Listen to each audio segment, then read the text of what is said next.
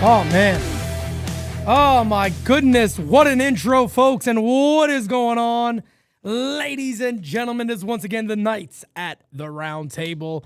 And by popular demand, I must say, I am back with the one, the only, Josh Shields. What up? What's good, Pete? Great to Ah, be back on with you. How you doing on this Monday? hey, man, I am doing good. It is Monday. I'm above ground. I'm breathing. I'm happy, brother.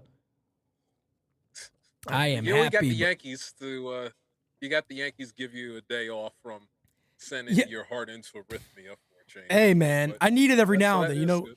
You need a break from these guys every now and then. The Yankees are one of those teams that, since they won the World Series in '09, every year is like walking into a torture chamber.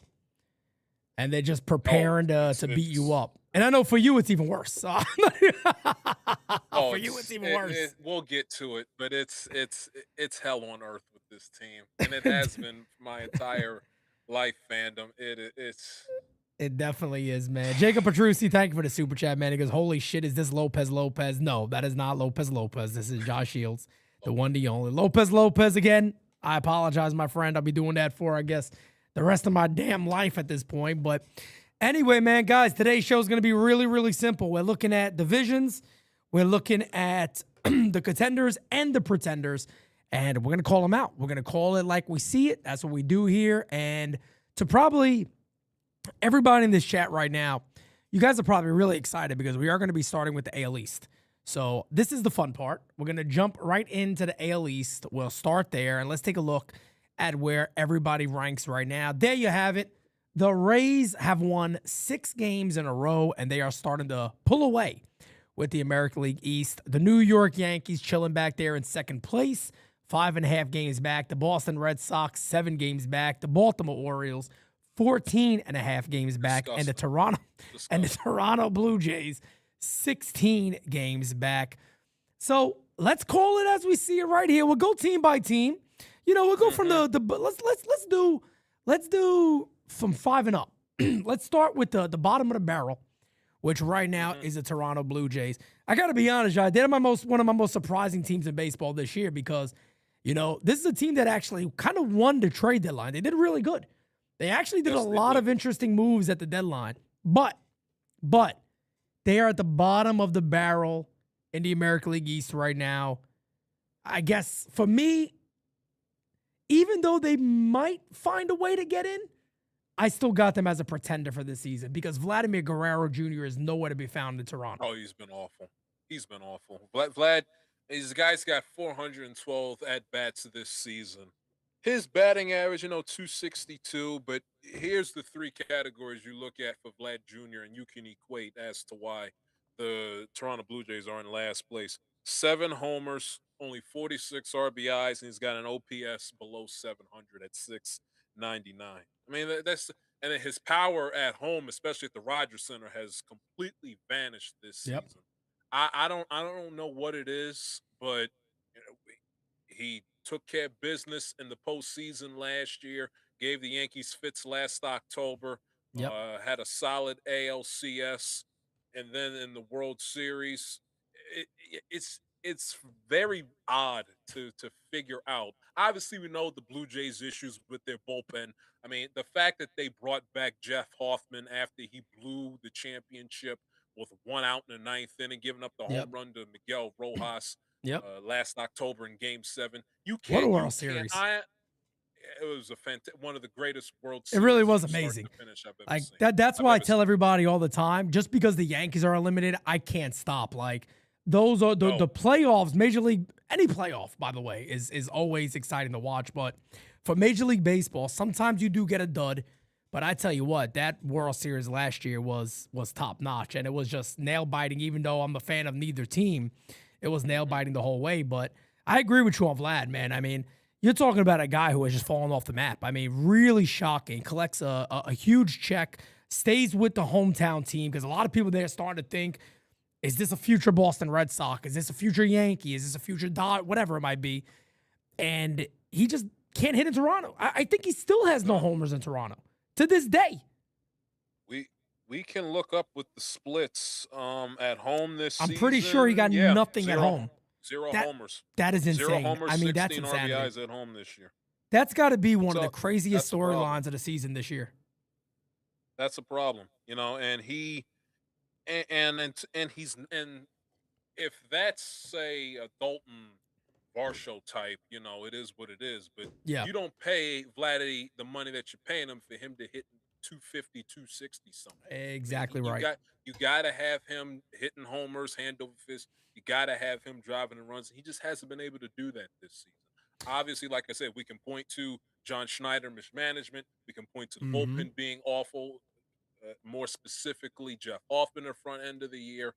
But they were just a team and they've always been historically known as a second half team, Always. anyways. That's why I was saying like don't count them out. But at this point Right? now, I'm like, Yeah, you yeah, I have to. don't. They're too. They've fallen too far because early in the season they would kind of teeter totter back and forth. Being Yep. no more than 4 games under 500, and even getting to 500, maybe 1 or 2 games over. Right. But Right. and then all of a sudden they fell off the face of the earth, and now they are going. They're in a race with the Orioles, who can avoid finishing in the last place. But when your big bopper does not produce at a Yeah. high rate, especially coming off of World Series appearance last year, you're not going to win a lot of baseball games. And they And miss Bo Bichette as well. yeah, But I yeah, was gonna Vlad talk Jr. has about been Bo. costly. I think it's more Vlad than even the missing Bo Bichette because Hmm. even a guy like Ernie Clement's still having a very good year. Like Ernie Clement is Yeah, being Ernie Clement. He's putting the ball in play, he's getting his base hits, he's doing his thing. But yeah, Vladdy not having a single home run in Toronto is got to be one of the storylines of the season. And before anybody goes out there and blames the WBC, because there's been a lot of that talk with Aaron Joe. Well, he played in the World Baseball. Come on. First of all, look, right. yes, I get it. Some of the Dominican players have struggled this year. You got Fernando Tatis not having a regular Fernando year. Vladdy, we know what he's done. But look, you got Juan Soto having a great year when he was healthy. He's having one of the better years in baseball. You have Ketel Marte still being Ketel Marte. You have guys on that team that are still performing. So I don't want to just, put it towards that. These guys are just, Vladdy, for an example, is just having a down year, no doubt about it. Pretender? We're Yeah, both good on pretenders? absolutely. All right. Absolutely. This is a big one, folks. Oh, The mighty Baltimore Orioles, who just gave away Adley Rutschman, who just decided that who the hell knows what they're going to do with the great shortstop Gunnar Henderson, who's a absolute phenom of baseball. he's Anthony Volpe. He's Anthony Volpe if he was born in Alabama and was Anglo-Saxon white. That's who he is. That's who he is. If Anthony All right, Volpe take grew the up stage. Take the stage. if Take the if stage. if Anthony Volpe grew up in bumfuck Alabama and was a victim of the Alabama public school education and had zero Italian, zero Vietnamese blood in his DNA, he would be Gunnar Henderson. Let me set the stage for you guys, okay? I've been an Oriole fan, as you guys know, since I've been able to walk. 410, which is area code, my hometown. I got the Oriole hats. I got it's in my blood.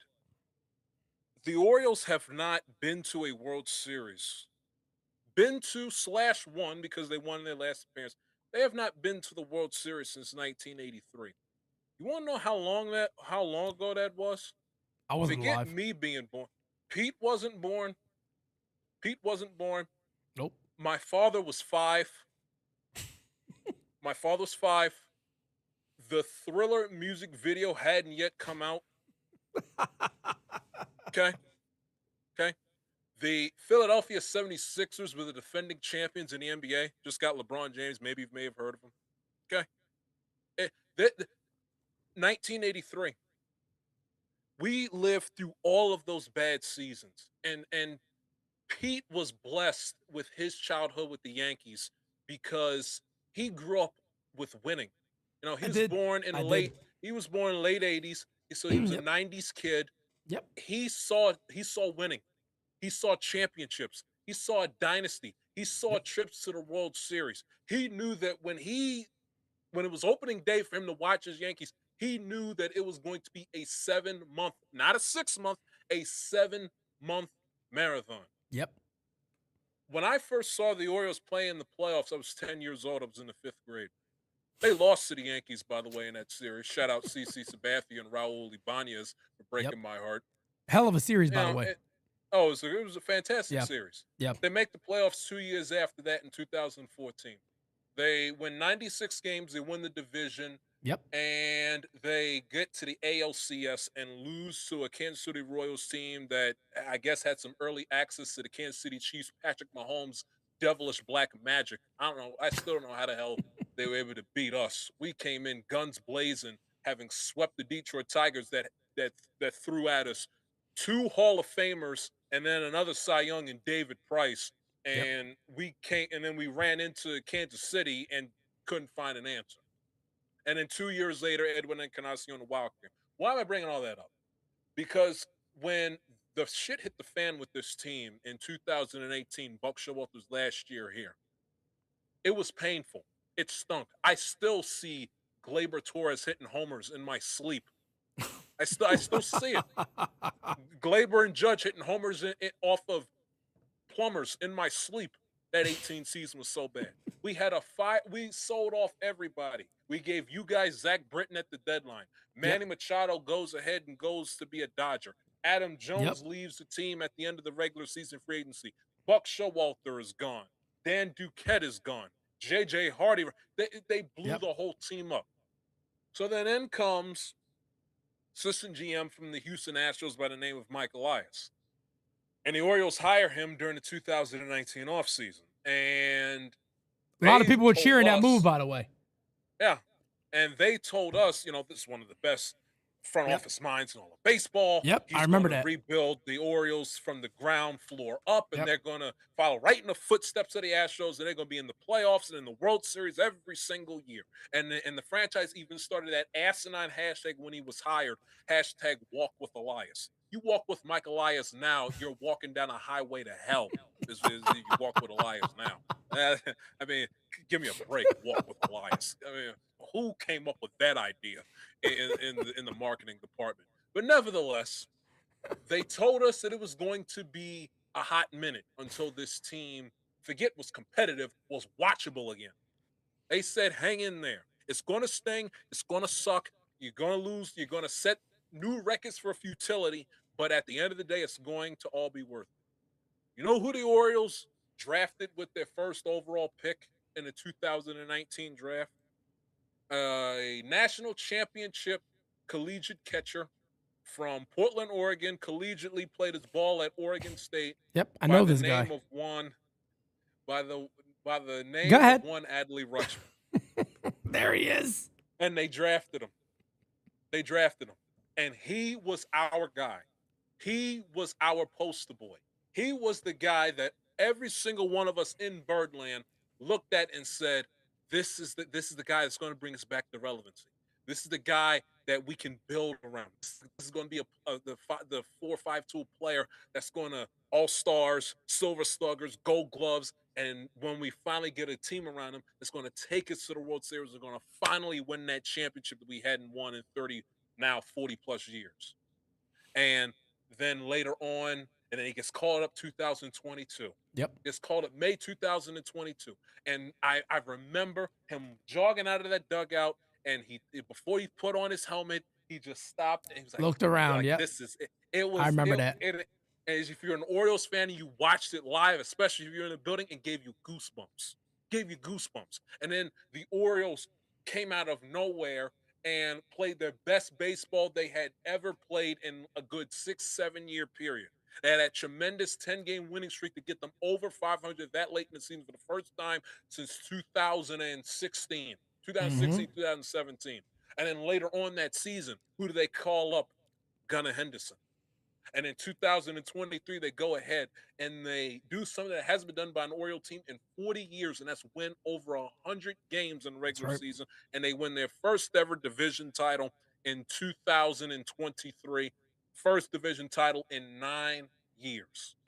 And then in that process, you call up your Heston Kjerstad, you call up your Colton Cowsers, you call up your Jackson Holidays, and then you lose in the playoffs in 23 and 24. 2025 happens. You are a pathetic, unwatchable disgrace. You fire Brandon Hyde about 6 months too late, but you fire him anyway. You don't lose 90 games miraculously in 2025, and then you come back in 2026 and you have a solid April, but then once the month of May rolls around, it's right back to the same garbage. Well, really June, because the Orioles Loki had a June swoon similar to the Yankees, where they were bad in early May, finished off the month of May strong, and then June came along and they just forgot how to win baseball games, really up until that Dodgers series and even after the Dodgers series. Yep. I say all that to say this. Adley Rutschman was sold to us Oriole fans by one GM, Mike Elias, that he was going to be the guy that was going to deliver us a championship. We were sold a bill of goods that if we stayed patient throughout that rebuild, we'd never have to go through it again, because Adley Rutschman, along with his supporting cast, was going to be here and everything was going to be A-OK. Yep. And then this season happens, and I got to read and have to stomach and see this guy to the left of me with his thumbnails with Adley Rutschman being associated with the New York Yankees, and read Joe Sherman's tweets and his articles in the New York Post that Mike Elias had a temerity, the audacity, the chutzpah, the unmitigated gall to take trade calls on one Adley Rutschman.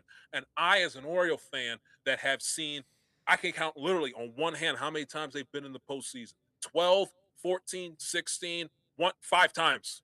5 times in 24 years. 5 times in 24 years. That's They tough. haven't won a playoff game, let alone a playoff series, since that 2014 season. They've lost 11 consecutive playoff games in a row. And I got to sit up and stomach my catcher being traded away. Because here's what I want people to understand. We can quibble about the haul they got back from the Red Sox and Adley Rutschman, he and Basayo. There's only one catcher position. They already extended Yep. Basayo, blah, blah, blah. And he can't stay on the field and everything. You're missing the point. It's not necessarily from a baseball reference point why the Adley Right. Rutschman trade stings. The Adley Rutschman trade stings is because he was supposed to be the ending of this foolishness, Yep. not the kickstart of a restart of heading into more foolishness with the rebuilds and the farm system. And look at where our farm system ranks, and the Orioles underachieve. We're tired of it. We're tired. And then, of all places to trade him, you trade him to the hottest team on the planet in the Yep. Boston freaking Red Sox. Is it worse, the Just Red got Sox or the finished- Yankees? Is there a worse for you?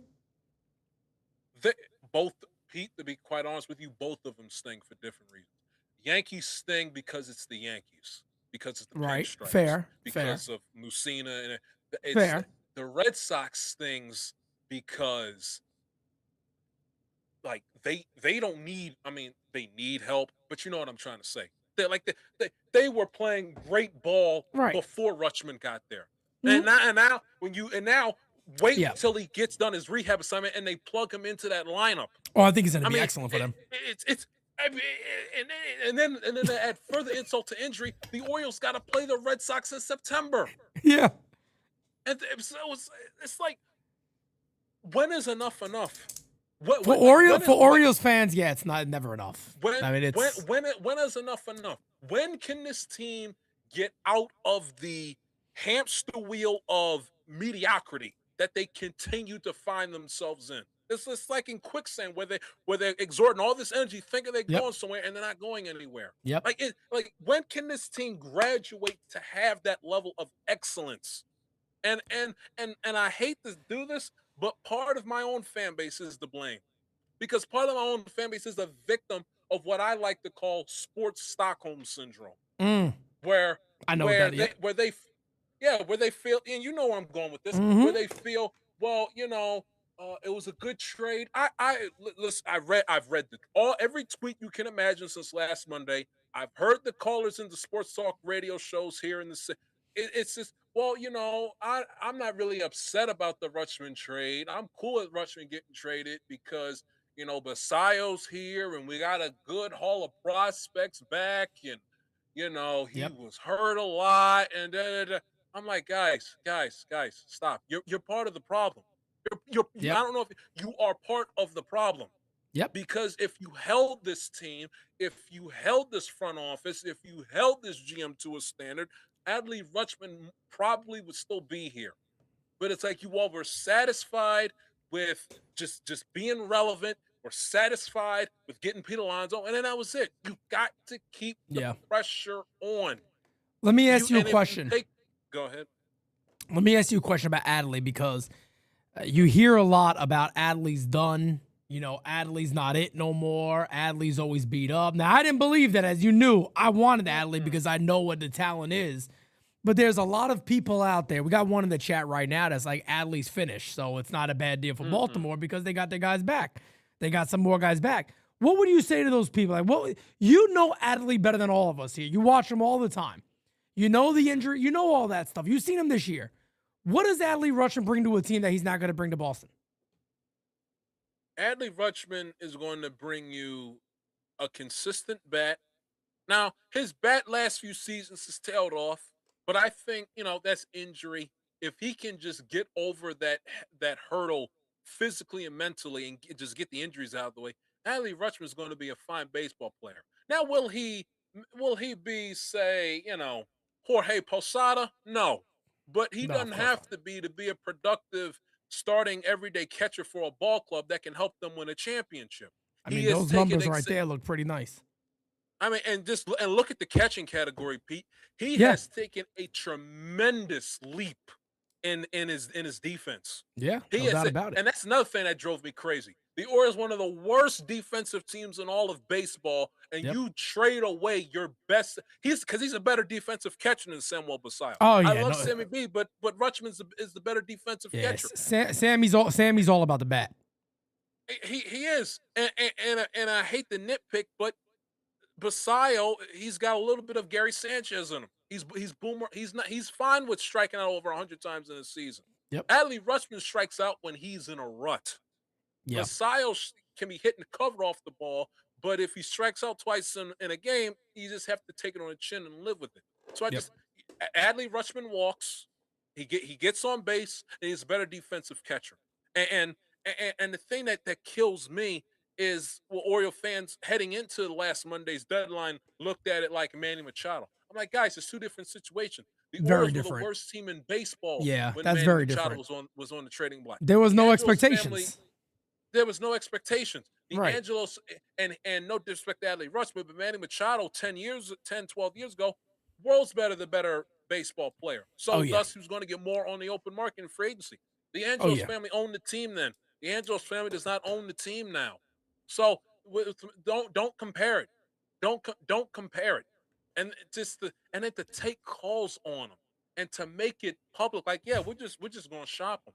So Yep. it's just like, now I've heard the rumors, and I've heard, some intel that, well, the Orioles offered him a contract extension in spring training and he denied. Call me being cynical, but I don't think he denied it because he didn't want to be an Oriole anymore. The guy had tears in his eyes when he got interviewed when he first got to Boston last week. He had no problem with being I think the problem was he didn't want to have to deal with Mike Elias, the calculator boys, and that elf in the dugout. That's a I very I, I real don't think he possibility. I don't think he wanted to play for them anymore. But he adored his teammates. Yep. His teammates adored him. He adored being an Oriole and everything that came with it. He loved the spotlight that being the face of the rebuild when it's exiting out of in that 22, 23, 24 season. Yep. He loved it, and he loved. He was enamored by, and we were enamored with Adley Rutschman. So if he Facts. didn't want to be an Oriole, it was because he didn't want to play for the people he was working for. But it had nothing to do with his teammates, it had nothing to do with the city that he lived in, and it had nothing to do with the fan base.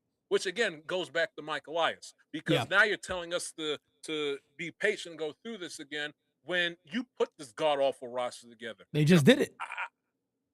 Pete, I told my brother last week. He's a Seattle Seahawks fan. I won the Super Bowl last year.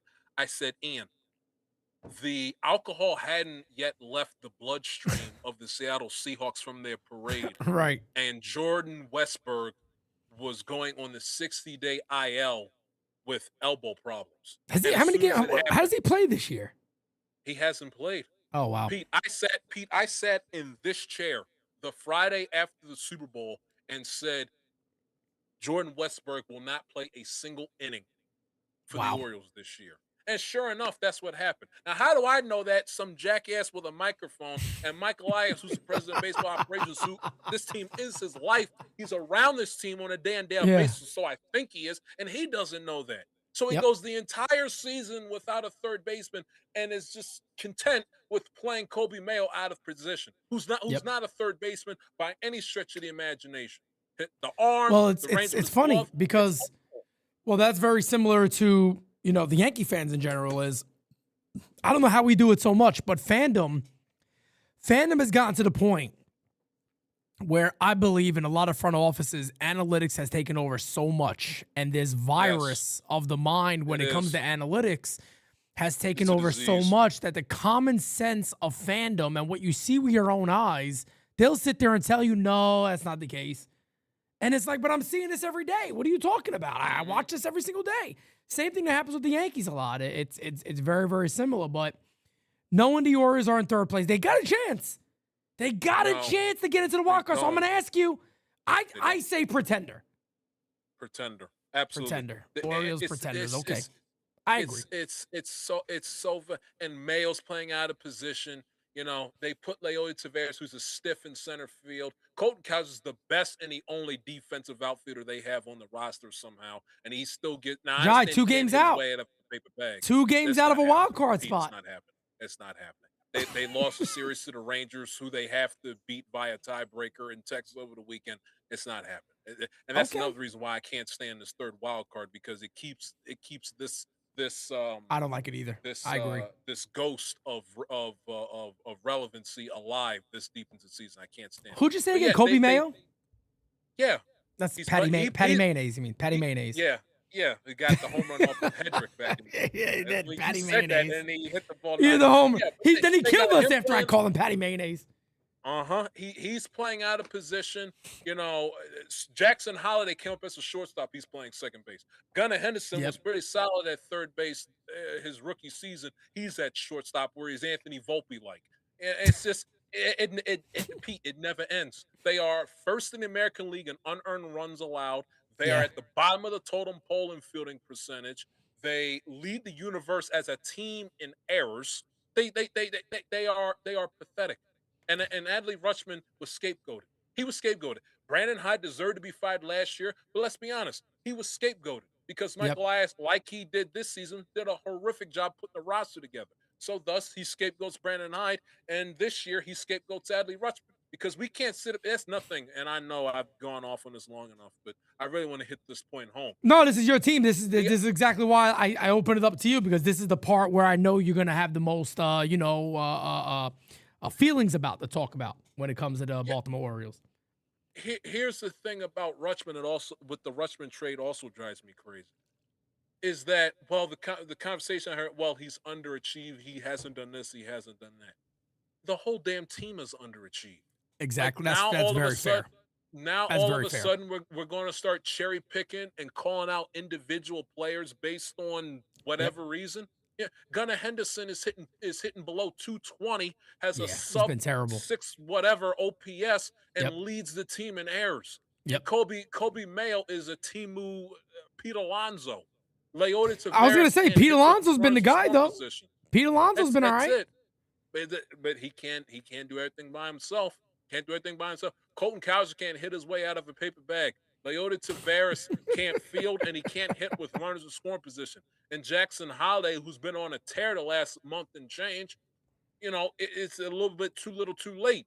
And when he isn't on, he's a walking AC unit. He strikes out so damn much. So in the bullpen, Pete, is pathetic. The bullpen's pathetic. So now Adley Rutschman now is going to be the poster boy of all the problems and everything that was wrong with the 2026 Baltimore Orioles. If you're going to trade away him, then why didn't you sell off Gunnar to someone who needs a shortstop? Why don't you take calls on him? Take calls on him. Take calls on Cowser. Take calls on Mayo. Take calls on Taveras. Yeah, you might as well blow it up. If you're going to blow it up for him, blow it up. Thank you. Blow Yeah. the whole thing up down to only where it's Jackson I because of his age, yeah. Basayo, and Alonso. But I will say don't this. cherry pick I and will then say tell me, oh, this. we're still in competition for the postseason this year. No, you're not. The Shut up. next team we talk about, of course, is going to be the Boston Red Sox. But the reason why I want to lead into and segue into this, because we both say pretenders for the Baltimore Warriors, but the reason I want to segue into the Boston right now is because I will say this. If Adley Rutschman doesn't perform with Boston, I'll be the first person to come here and say I was wrong. I think he's going to rake in Fenway Park. Yes, he is. I think that wall, he's going to eat that wall up. I think he's going to come onto a team that probably still needs a little bit of leadership, and I think he's going to fill that need. I think they're going to finally get a legit catcher. Now, I know, Wong and Narvaez, they've been decent. Actually, they've underperformed, I think it's fair to say. But now you bring in a guy like that when this team is red hot. They're playing good ball. They lost the last couple of games, I believe. I think they're playing Toronto today. I think it was 0-0 the fifth last time I checked. But I think he's going to add a lot to that team. And for me, no doubt in my mind, I said Boston I thought would be a contender at the beginning of the year. When a lot of people said I was wrong, I was looking very wrong for a long time there because I remember deals like Contreras. People were making fun of him. Like, what are you talking? Like, Contreras could hit. Like, in Fenway, this dude could hit. People were making fun of the Sonny Gray deal. I'm like, what are you guys talking about? Like, Sonny Gray's been great everywhere outside of the Yankees. He's been really good. Right. And he's good again. So I'm like, this team is, there's no doubt about it, a contender. Now, where do they fit into it? I think they're a wild card team. I hate saying it, but I feel like the Rays hang on to win the division. So, but we'll stick with Boston. I got Boston as a legitimate contender. I think the lineup has gotten better. Caleb Durbin has remembered who Caleb Durbin is. He's playing really good baseball. They got the situation. It seems like they really cleared things up with Marcelo Meyer, who you now find out apparently was an absolute party animal. And it's kind of how he was going about his life, him and a little bit of Roman Anthony apparently too, which I'm a little upset about because I like the player a lot. But it seems like the Red Sox have kind of nipped some of these things in the bud and said, let's move on here. Pick up a guy like Adley, and he's a legit leader for that clubhouse. I'm actually in a way of not even being, obviously not a Red Sox fan, but I'm a little excited about seeing what he brings to that team. Now, of course, I hope they lose every damn game, but Yes. I don't think that, if I got to be honest, I don't think that's going to be the case. I think Boston is going to become a much better team. And as Jacob says, Jai, I'm going to be real with you.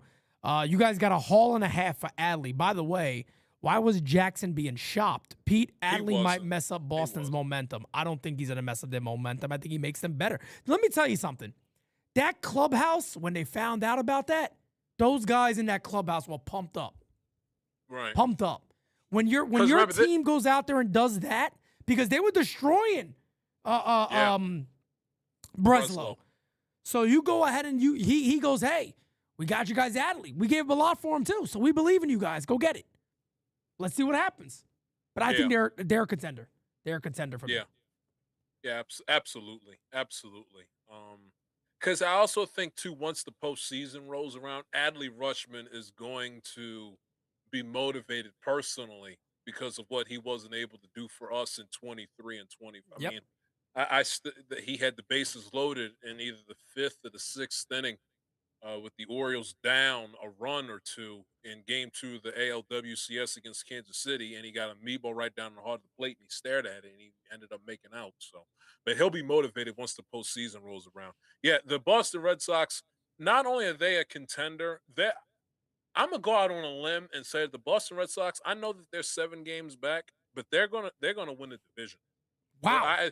Mark it Monday, August 10th, 8:39 p.m. Eastern Daylight Time. The Boston Red Sox are going to win the American League East. Wow. Now, I got the schedule. Listen to their schedule. It is not hard. Toronto, the Pirates, the D-backs, the Giants, the Marlins, Yankees series will be Armageddon to close out the month of August. 4 games. That's a 4-game series too with the Yankees. 3 games. 3 games. Isn't it with the doubleheader, right? Isn't it 4? Oh yeah, you're right. Yeah. Doubleheader. So yeah, you're right. 4 games, which will make it even tougher for them. Yep. And then they open September. The Mariners, the Orioles, the Angels, Kansas City, Mm. Texas, Oh, wow. Tampa, which will be tough, Cleveland, and Chicago. So their last 3 series are hard. Tampa, Cleveland, Chicago. Now, Cleveland, Chicago back-to-back at home to close out the season. Those last 3 will be tough, but Pete, that's not a hard schedule by any stretch of the imagination. No, The definitely not. Angels, Yankees the got a tougher Royals, schedule, no doubt. Marlins, Giants, Blue Jays, I mean, that's Orioles, that's a cakewalk. That's a cake. It has its challenges, but that's a cakewalk. They're only seven games as hot as they've been from late June on. They're going to get Adley once he gets activated off the.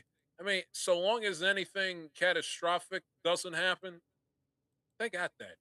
It's as hot as they've been. They've proven time and time again that they can make up 7, 8, 9 games like it's They it's have. nothing. They have, definitely. I mean, So they got the 2 longest, I think, streaks of the year. yeah, So yeah, they could easily do that. they're going to win the East. 64 Wow. and 53. They're going to go 90. They're going to go 96 and 66 when it's all said. You got big hopes for them to do that. I should bet it. What the hell? Yeah, 96 You should and definitely bet it. 66. You should 96 definitely and bet it. 66. Chat, you guys go ahead and give your opinion on that too, because I mean, everybody knows Yankee fan. They're 5.5 games out. I just think that this is the Rays year. I feel like it's the Rays year. So we both got Boston as contenders. I think that's fair. Get into the Yankees.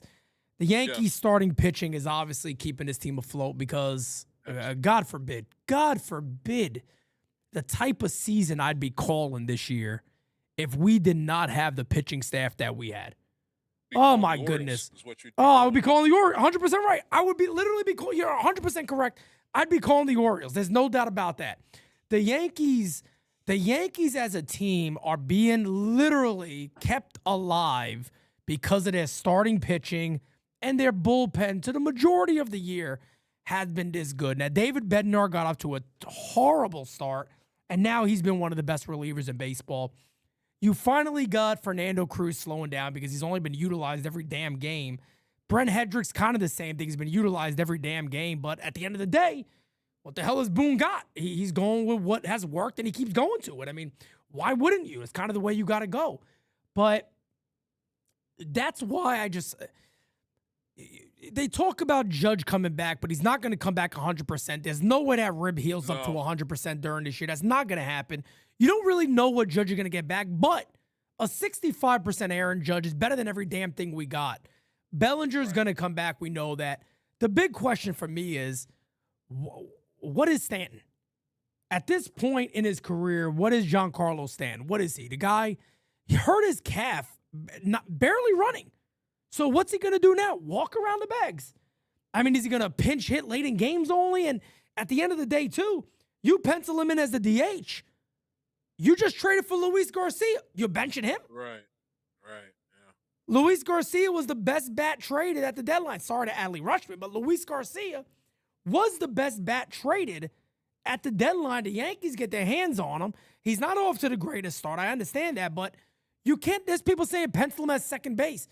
He has a negative 14 DRS at second base. Meaning, you might as well keep Jazz out there. You might as well keep Jazz out there. So, yes, the Yankees are a contender because of their starting pitching, allows them to be that, but they got to figure out the offense because let me tell you guys this right now. These games that they've been winning recently, these 2-1 games, they win by 1 run, they get a lucky home run in the 9th inning, and they're able to win it. They bounce back in the 8th inning. That doesn't happen in the postseason like that easily. No. And you're facing the team's best all the time. Doesn't happen that easy. So for me, I do see the Yankees in. I see the Yankees as a wild card team.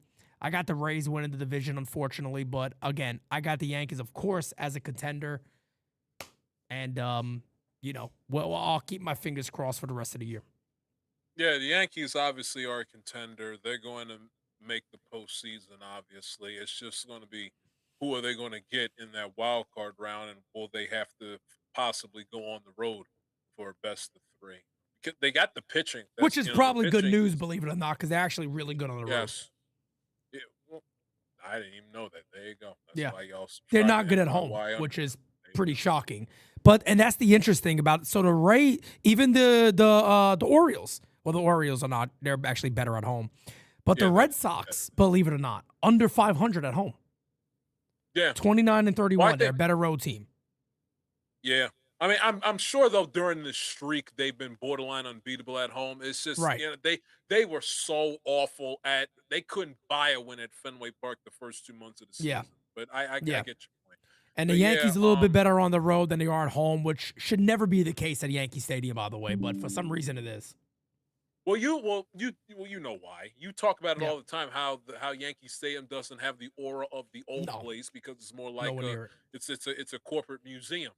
Yep. So when the environment isn't as intense in terms of the fans that's inside the building on a night in night out basis, it makes life a lot easier for the opponents. And also because of I think the generation kind of matters too because now you got your Zennials and your Gen Z playing Yeah. ball now, so they've seen games being played on Yankee Stadium on TV. If they play MLB The Show, they've played a game against the Yankees, so they more so look forward to it. So they get up to play at Yankee Stadium, not necessarily shy away from it like the older generation did, although the older building was a much more intimidating place to play. But Definitely. I think that factors in it. So the reason why I was chuckling when you brought up Stanton, because I couldn't believe the quote that that Boone said the other day where he said he is outdoors and moving.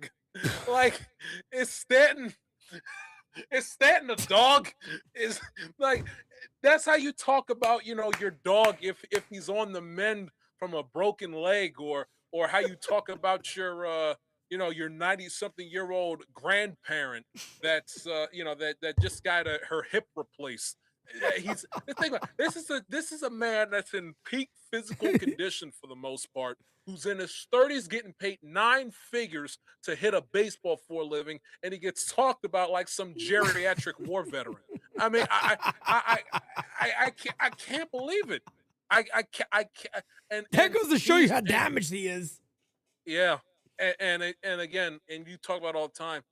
He's been a great Yankee, but Brian Cashman made the worst mistake ever imaginable in trading and letting Derek Jeter talk him into trading for him. A, they didn't need him, and B, having him on the team, both payroll wise and his health in a position that he's now forced to play where he can't play the outfield anymore. Yeah. They lost out on opportunity to sign so Well, many. here's the thing, Jai.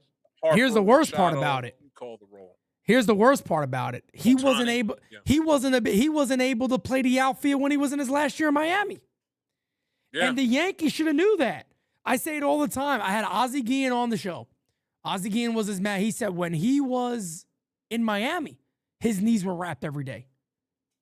He shouldn't have been in the outfield that much back then. Couldn't move. So the Yankees had to have some sort of understanding. And I always say, yes, I was excited when they made that move because, wow, him and Judge together, this is going to be insane. But if they knew that this was going to be a guy that was going to be a DH, that was a horrible idea.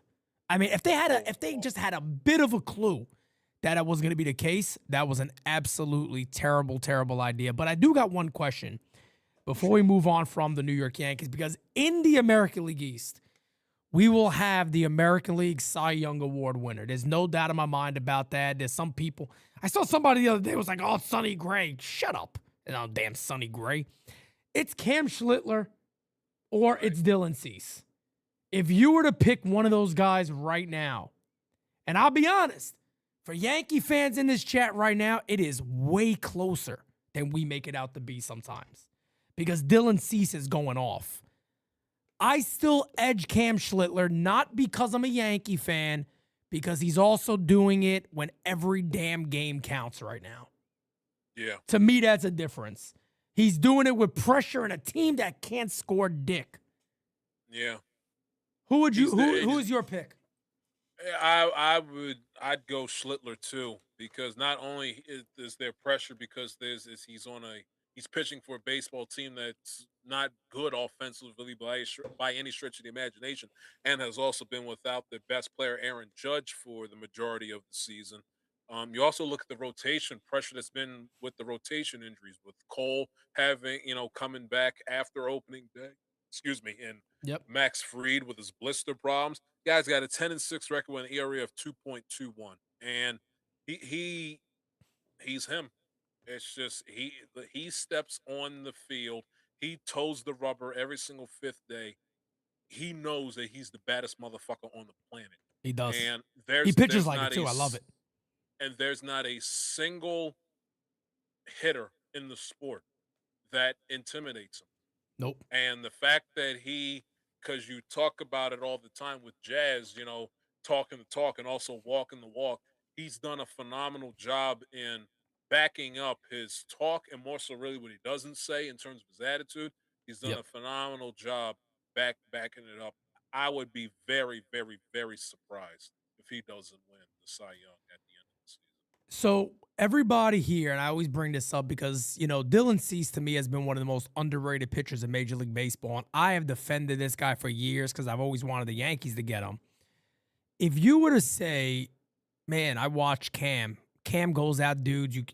Nobody hits that fastball of his. His strikeout numbers are phenomenal. 146 and 2/3 innings, 182 strikeouts. Then you go ahead and pull up this animal right here in Dylan Cease, which is just insane. 126 innings, 184 strikeouts. I mean, the man is different. He really is different. This dude in his sleep will give you 30 starts typically, easily, and strike out 200 batters in his sleep. He does it every single season. Every year, he strikes out 200 plus batters and gives you at least 30 starts. That's just who he is. I think the difference maker when it comes to Cease versus Schlittler, let's say that their numbers are relatively the same at the end of the season. The ERA is in the 2.2 category. I think the difference maker, Pete, is going to be Schlittler's going to get it because he's pitching in more high leverage games late in the season. That should be considered too. I think it's only fair it's considered. I think so too. Yeah, if their numbers are that close, I think pitching for the team that's playing contending ball in playing the regular season games in September that mean more compared to a team that's in last place, that should be taken into consideration. Definitely. Well, no doubt about it. Going. All right, Rays. Obviously a contender here. I think the Rays have one of, if not, well, the best third baseman in all of baseball. One of the best young hitters that we have seen in a very, very long time in Junior Caminero on their club, who I've had the pleasure of meeting a couple of times. And you see him, you would say, not that big of a dude, but let me tell you something. Junior's a big dude when he steps on that field. This is a man that once he got hot, the Rays absolutely took off. Yandy Diaz, the constant veteran, always there, always somehow hitting around the 300 number and doing his thing. They go out there, they add at the deadline. Unlike, the Yankees, they actually go out there and they get a catcher. And, I think he hit a grand slam in his first game or something like that. It started to work immediately with Liam Hicks. That. Oh, I thought it was wonderful. That. Oh, I thought it was absolutely spectacular to watch. But they got an MVP on this team in Junior Caminero. That's who this guy is. They got a manager who has been there for years in Kevin Cash. He seems to always get the most out of everybody on that team. They found themselves a closer in Baker. They've done a lot of good things on this team. The little DeLuca boy is putting up good numbers. Walls is always great defensively. Not a great hitter, but he's sound in the field. This is a team that also traded the right Brandon Lau, who's tearing the cover off of the ball in Pittsburgh, and they haven't slowed down. So, again, the Rays, to me, are a contender. I think they do win the division. Hate saying it, but I do. I think they do win the division, unfortunately. And how far they go, I don't know. Their starting pitching is pretty nice. Freddie Peralta did not have a good outing. He hasn't had a good outing the majority of the year. He's been pretty down. I expect he'll be better in Tampa, but we'll see. If he gets his act together, they got a very dangerous top three. Right. And don't forget McClanahan, who's still on the IL as well. That's right. So they'll right. get him back. I think the thing with Tampa though that concerns me is that they are not very good defensively, Pete. If you take a That's look true. That's true. at the leaderboard and with error, but in terms of who leads where in errors amongst the teams in the American League this season, as we talked about, the Orioles are at the top of that list with 77, and Tampa's right behind them with 70. I mean Wow. that, and you know as a Yankee fan, Of course. I mean you've lived Game Five, God knows how many times. If you can't catch the baseball, you can't feel the baseball clean. You're not going to win more games than you should, especially if Yep. you are a very, very, very good playoff baseball team. That's all there is to it. And the Boston Red Sox, one thing that hasn't been highlighted enough, in my opinion, since they fired Cora and they brought in Chad Tracy and they revamped the entire coaching staff, is that the Boston Red Sox have gotten better defensively. They become more Yes. fundamentally sound And defensively. reminder too They, on this, because I always bring this up. They didn't just get Mhm. rid of Cora. They dumped No, everybody, including a legend of their everybody. organization in Jason Varitek. So Varitek. that's Yep. big. It's huge. It's huge. So I think with the Red Sox being the more fundamentally sound team defensively out of the three that currently hold a playoff spot in the American League East, excuse me, I think that's another reason why the Red Sox are winning the division. Tampa's going to make the playoffs. They're a contender. My thing with them is their defense is going to cost them in a short series. It I can is. see that. I It can is. see. I They can have the definitely they see have the that. they have the pitching. They can hit the ball out of the ballpark. They have those nice plug and play guys, with base running for speed and everything. Yep. But defense, defense, defense, defense, defense. Bill Belichick talks about in football all three phases: offense, defense, special teams. Yeah. Baseball, the same thing applies. Starting pitching, your bats, and your defense, Defense. your Yep. fundamentals. And the Rays I'll say have the this. two, but they don't have that third Here's what I'll say about the Rays. The Rays very slightly remind me of um last year's Toronto Blue Jays. And what I mean by that is they can hit for average. As you can see right here on your screen, the Rays on number 2 right behind the Dodgers. Don't even look for the Yankees because they're all the way at the bottom. Don't look for the one. Yankees. You won't find them. They're all the way at the bottom. But then you look at the strikeout numbers. These are the top teams in strikeouts. Yes, you will find the Yankees there. You will also find the Baltimore Orioles there. You'll also Yeah. find, the Reds, the Angels, the Pirates. Scroll all the way to the bottom. You'll see the They Rays don't chilling strike there. out. That's going to be tough on good pitching because they're going to make your guys work. They're going to make They're those better last in the pitchers league in work. strikeouts. Boy, what a feeling. That's right. That's right. What a Teams that feeling. put the ball in play, man, they make things happen. So let's go ahead and move on. We got the American League East locked in. Let's take a look at the Central. And I think some of these teams, to be honest with you, man, we could run through. The Royals, I mean, come on. Garbage. Garbage, right? The Guardians. Now this gets interesting because this is just a group of teams here that are really battling it out. I'm going to be real with you, man. I got the Guardians as pretenders. They're a pretender for me. I don't disagree. They're a pretender. I don't disagree. I'm not falling for this nonsense of bad records, and they're just a group of teams with bad records. To me, I'm sorry, I got them as pretenders. I don't see them doing nothing. No, absolutely not. I mean, if you take a look, we can pull up their numbers for their position guys. I mean, Stephen Kwan is having Horrible year. hitting 265 with an OPS below 700, 22 Mm. RBIs on the season. He's really let them down. You take a look at what Jose Ramirez has done for him throughout the course of this season, Yep. hitting 238. That's not good enough. He's hitting 231 his last 15 games. So their big boppers, hashtag guards ball within their lineup has not delivered for him throughout the course of this season. And maybe I can, you know what can help him and turn him from a pretender to a contender if I give him back their useless bench coach. And that Boston elf that's doing nothing but pissing me off every single night. I mean, I forget Pete what night it was, and what game it was, but Yeah. this is before the deadline.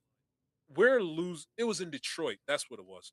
It was in Detroit, and we were down. It was the game. It was the last game I think Dean Kramer ever pitched in Detroit. Where we got our asses whooped. Is that the one We where him were and Pete in a s- Alonso kind of had the back and forth at first Yeah, base? it was that Yeah. game. It was that game. Yeah, yeah. We're down 6-0 through 2. They put the camera on this jackass, and he's sitting up Remember this? playing with the seeds, throwing them at Adley Rutschman. If I said to myself, I said, this has to be a social experiment from the good Lord above to trying to keep me from losing my mind.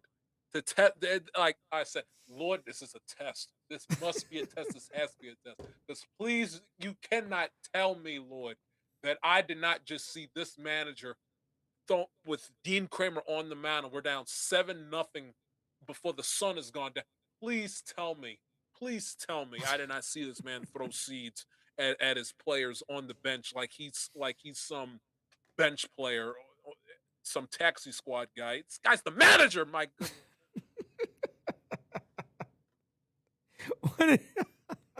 let's save Jai from losing his mind a little bit. Twins, pretenders. Yeah. No. Detroit. They were playing good ball entering the deadline, but they've lost 2 in a row, losing Yep. to 6 out of the last 10 games. Yeah. Detroit's gotten a little hot. I saw the MLB Network the other night. They're talking about, they're going to win a division. They're pretenders. I still got them as pretenders. I don't buy Detroit. The White Sox. They're better. No, I was going to say with Detroit quickly, they're better off long term, I guess, having traded Skubal. Of But in order course. for them to win the division in the here and now, they need Skubal on the team, and he ain't there no more. Definitely, And that's their what I'm saying. bullpen Yeah, is from for hunger. this Their year, bullpen's from hunger. yeah, for this year, I'm sorry, but you're not getting better in that. I don't care exactly what you did. You're not getting better. No way in hell.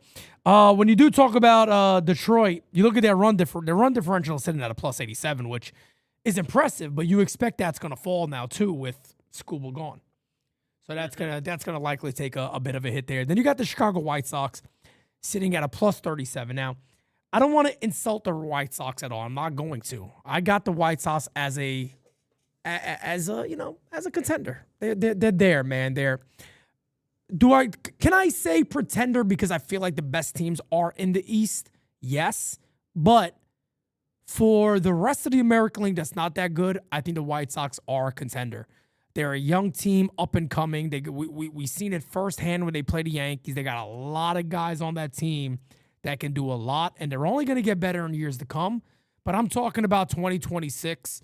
So I'll say, yes, I give it to them. They're a contender, but I'll be honest, I don't see them going extremely far. They might shock a few people and get somewhere, but I don't see them doing anything. I don't see them battling it out to get to a World Series.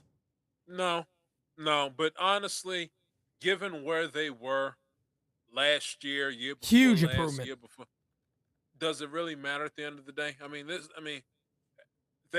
another thing, Mike Elias looks like a horse's ass. This team dragged old man Tony La Russa out of retirement, won 90-something games, won the Central, got to a playoff series, and then kicked them out the door, became god-awful in a blink of an eye, took about 2-3 years, and now they're going to be back in the postseason again with a completely different roster. Another reason why Mike Elias, the terrorist from Yale, has to go. But you take a look at Murakami. He has had an absolutely sensational season. Yeah. The White Sox, an underrated offense. They can rake with the best of them. Yep. They held their own again in the Yankee series last week. I thought they held their own, did a solid job. But it's not their time yet for them to make plans deep into October. Agreed. It's not yet. Whenever it's the next season, 27, 28, definitely. But now, they've set themselves up with a foundation. Mm-hmm. And they're the beneficiaries of a bad division. No doubt about it. And I tell you this though, when you got a left-handed batter and they got a spray chart like that, PeteSimonetti raises his hands and say, "Give me that guy." There is nothing better in baseball than a left-handed batter that can go all around the ballpark with power. Mm-hmm. Nothing better because, again, this guy could come in and face a guy that throws 101 miles an hour. If he's late, he'll take the ball out to left field. As long as he gets a little barrel on that, he'll take that ball out. We saw Murakami do that all season, and there's been a lot of lefties that do that. And let me tell you, man, he's a pleasure to watch. He proved a lot of teams wrong because he comes in the league and he does what he does, and everybody goes, "Oh my God, we missed out." Well, guys, every team missed out. Everybody missed out. The White Sox got this dude on a 2-year deal, mind you. They gave him peanuts basically for what he would be getting right now, what he's gonna get in 2 years. Guy's setting himself up to get a monster contract by somebody because he's also showed that he's not a fat tub of lard like people were trying to say he was. He's not that. He looks like he's in pretty good shape and he's playing damn good baseball. If he's 6'2", 213 pounds. This is not no Bartolo Colon situation here. No. The way he was being talked about, I heard about it too. Like they sent him down because he was so out of shape. I'm like, wait a second. Then I saw this guy. I'm like, hold on a second here. What are we talking about here? 213. That's how much I could weigh if I had a Thanksgiving dinner every night and did 2 a days at Planet Fitness. That's right. That's it. You'll be there easy. It's not that hard. So yeah, man. He's shout out to him. Shout out to the White Sox. They've had an overall good season. And we'll get to another trash bin here. That is the American League West. The Angels, forget about Garbage. it. Forget about it. You don't even got to waste. I don't got to waste no breath on them. The Athletics, another Garbage. one. Nick Kurtz, you're awesome, man. They got a decent foundation. They're going to Vegas. They're going to have a good time. God bless you. The Mariners, if you guys had a little bit of offense and you added a bit of offense, there's maybe I could sit here and go contender, but I'm sorry. I'm a pretender on these guys. If you can't win this damn division and be that far ahead, you're a pretender. Well, I know you're doing handstands because Kyle Riley essentially is 2019 Chris Davis and can't hit himself out of a paper bag right Can you now. imagine if he won the MVP and robbed Judge of it and then he went on to do this? You could make an argument that Austin Wells is more productive over the last week. Well, you said it. I didn't. Oh my goodness! Let's call a spade a spade. I love the swagger and the flair that he plays with. Julio Rodriguez, as quiet as it's kept, a little overrated. Guy's hitting 258. I said it last year. 18 homers, 50 for the money that he is making, and for the guy that's been advertised as the 2020s answer to Ken Griffey Jr. Yep, that's not good enough. Yep. That's on a team that got great pitching. That's not good enough.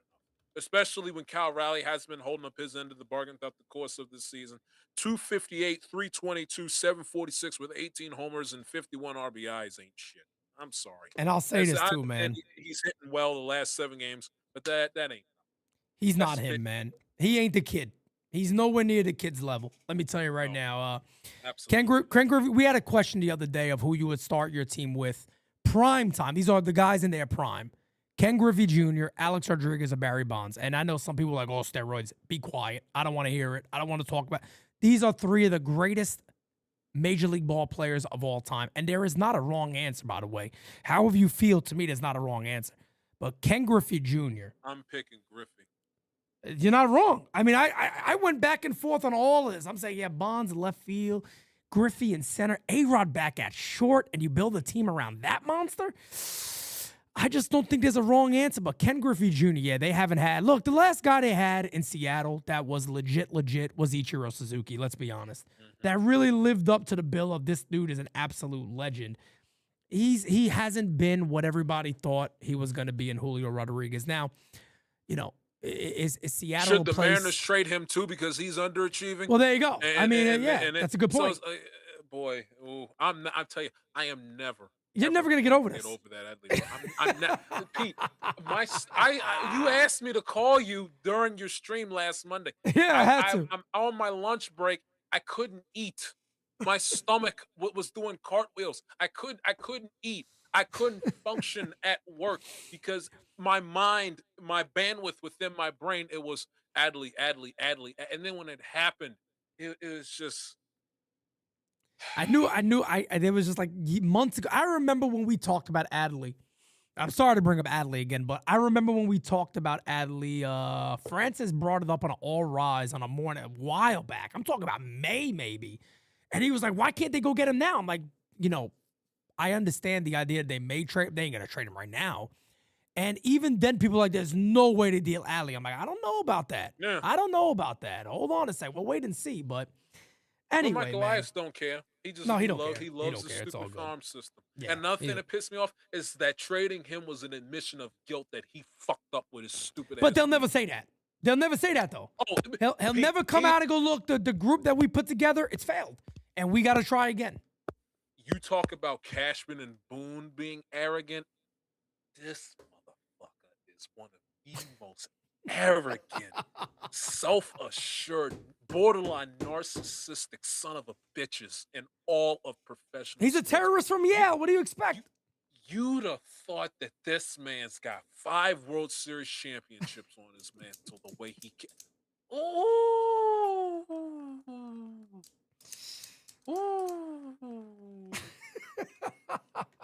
I gotta. Once we finish going through every team, I got something for Craig Albanese too. I got. Oh yeah, I mean that's Booney. That's Booney Jr. By the way. That's Booney Jr. But anyway, the Rangers, half a game out, 59-59. They're a 500 ball club, pretender. Yeah, pretender. I mean, they got the Kumar Rocker ain't shit. Corey Seager ain't what he used to be. Oh, he's been bad. There. I feel like those injuries for him are truly starting to catch up. Yeah, and typically, and it's weird because I don't think I've ever seen this from a team. I know in football it happens a lot because cap crunch and you lose coordinators and you know the well can dry up rather quickly in the NFL. That's right.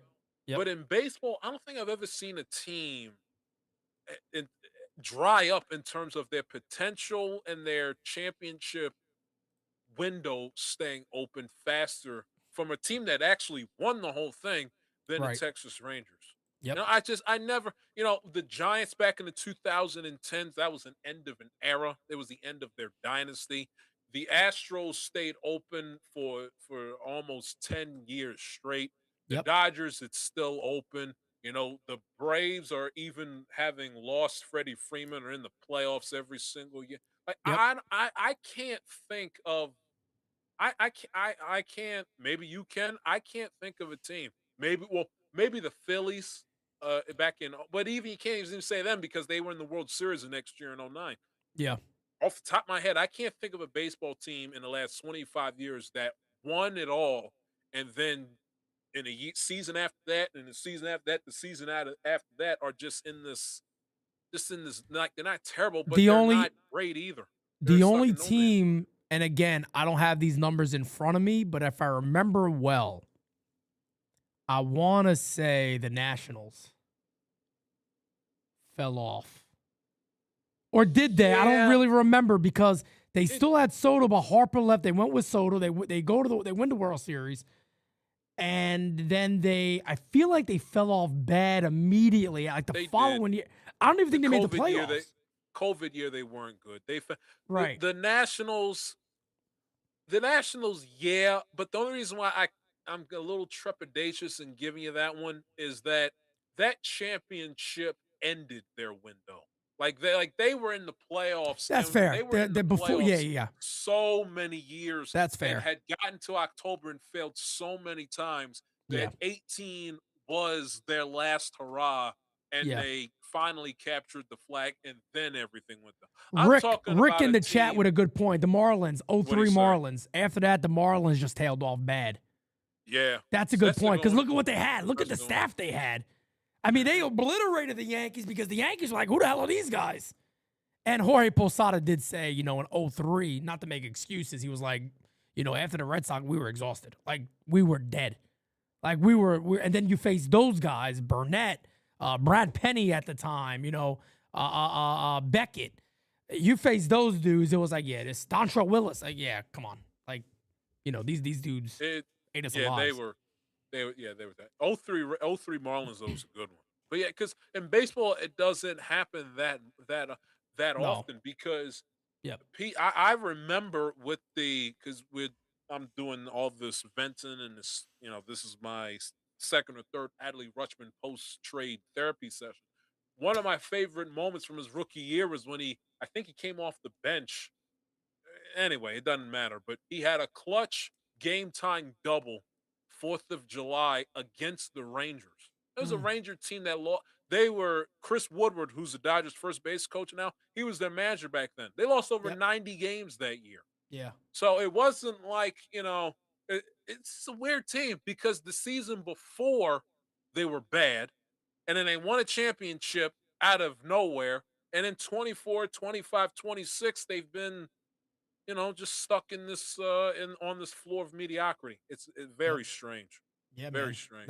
No doubt about it. Now, the last team in the American League we'll talk about is the Houston Astros. The Astros are a very strange team to me because they're obviously not the Astros teams of a few years ago. They don't have the Mm-mm. starting pitching for that. I gotta say, I hate saying it, but I still gotta say pretender for me. For me, they're a pretender. Yeah, Um, no. Yeah. any difference there? You got them pretender, No, their pitching isn't what it was. right? Jordan Alvarez It's is having a phenomenal. sensational season. Um, they're going to win the division by default. Um, this is going to be one of those seasons where if you're an Astro fan, you make the postseason. You just say thank God, and you get to say, "Wow, look at us!" 10 seasons ago we won the World Series, and outside of a few bumps in the road here and there, we've been a relatively consistent team, finding a way, some way, somehow to play in October every single year. But Can yeah, we can we it's also too just say that when Jordan Alvarez is on the field and he's healthy, he's a top three oh, he's hitter in great. Major League Baseball. He's Would great. anybody really debate that he's top three when he's healthy? He's up there. He is a left-handed hitting Aaron Judge. I was gonna say I'll take if somebody goes, you know what? For me, I'll do top five. I don't think anybody in their right mind could say he's less than a top five hitter when healthy in Major League Baseball. I mean, I got him up there with the best of them. I got him right there with Soto. I got him right there with Judge. I got him right there with Otani. I got him right there with the best hitters in the game because how can you not? I mean, when this guy's on the field, Mhm. forget it. And the clutch Oh, he's gene great on top of that. and incredibly clutch. You need an at bat for your life. Jordan Alvarez got you. Oh, no doubt about it. They, No they, doubt, no they, doubt about they it. I think as we sit here on August the 10th, it's fair to say that the first two teams out in the American League postseason is going to be the White Sox. They're going to make it obviously, but it's going to be the White Sox, it's Yeah. going to be the Astros, and then it's going to be down to the three teams in the East. Now, I will say this. If a team in the American League surprises and gets further than expected, I believe it's the White Sox. Yeah, yeah. But I like those two teams that nobody expects. I think the White Sox have a better chance to kind of surprise a team, maybe slug a little bit, beat a team up offensively, and get by them. But none of those guys get too far. But moving on then to the great National League, we'll start right there, the National League East. And oh man, unfortunately, we don't have no Mets representation today because that'll be a fun one. Juan Soto, my good friend, what did you do, my friend? What Can did you you play it? do? I haven't heard it in a while. Can you play Why the the song? hell not? Come on.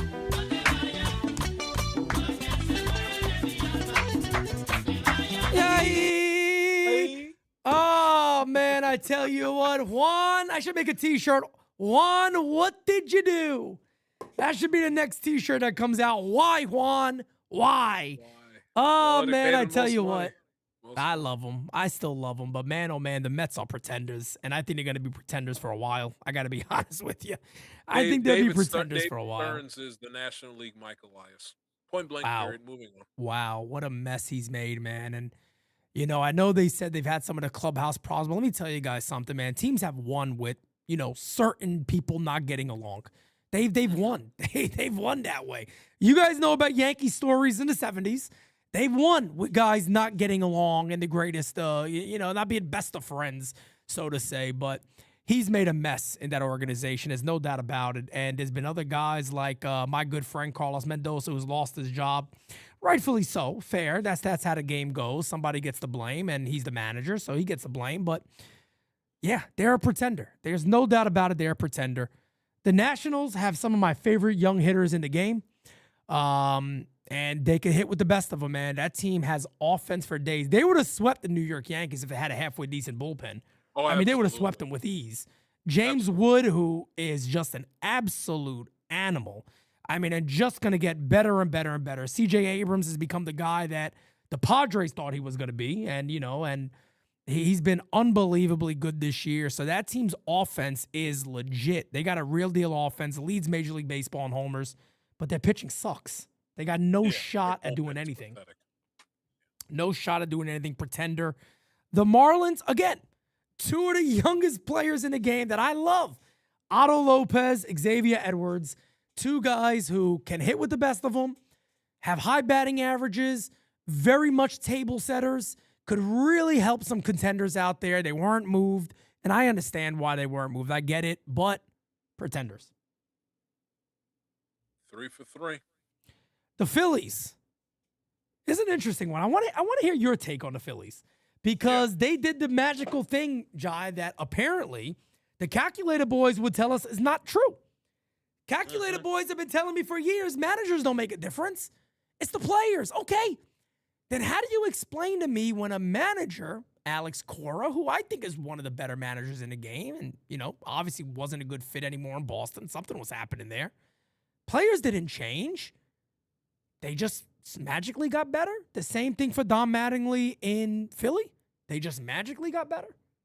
Managers don't make a difference. Yeah, man, we've talked about this ad infinitum. Managers do matter. And Don Mattingly is a step up over Rob Thompson in terms of what this team needed at this point in time.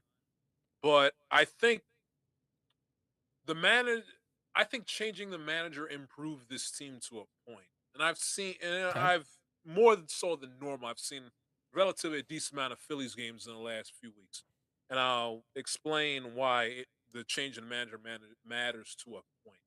Okay. Because at the end of the day, this still is not a World Series championship roster. Okay.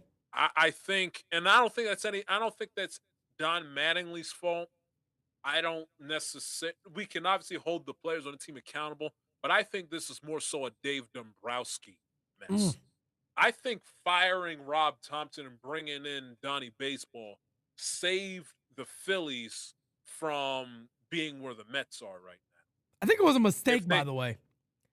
And what I what mean was by the that, mistake? not bringing in Don Mattingly. I think he really believed Alex Cora was saying yes.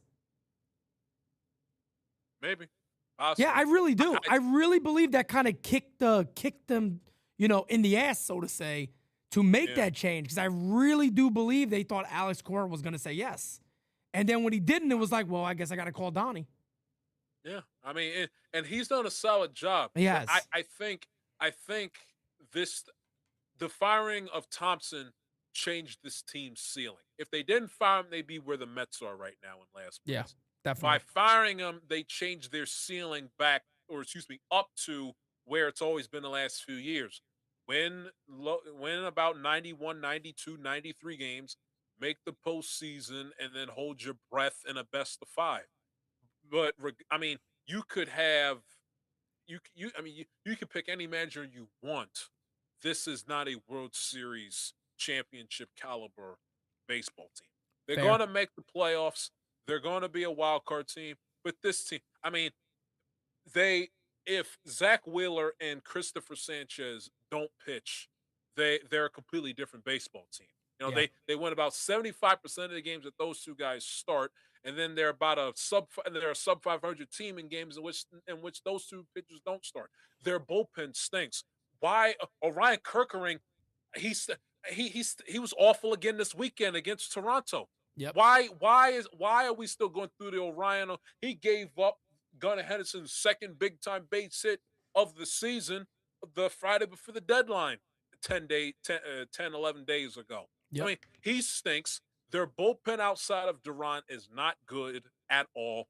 Their defense is pathetic.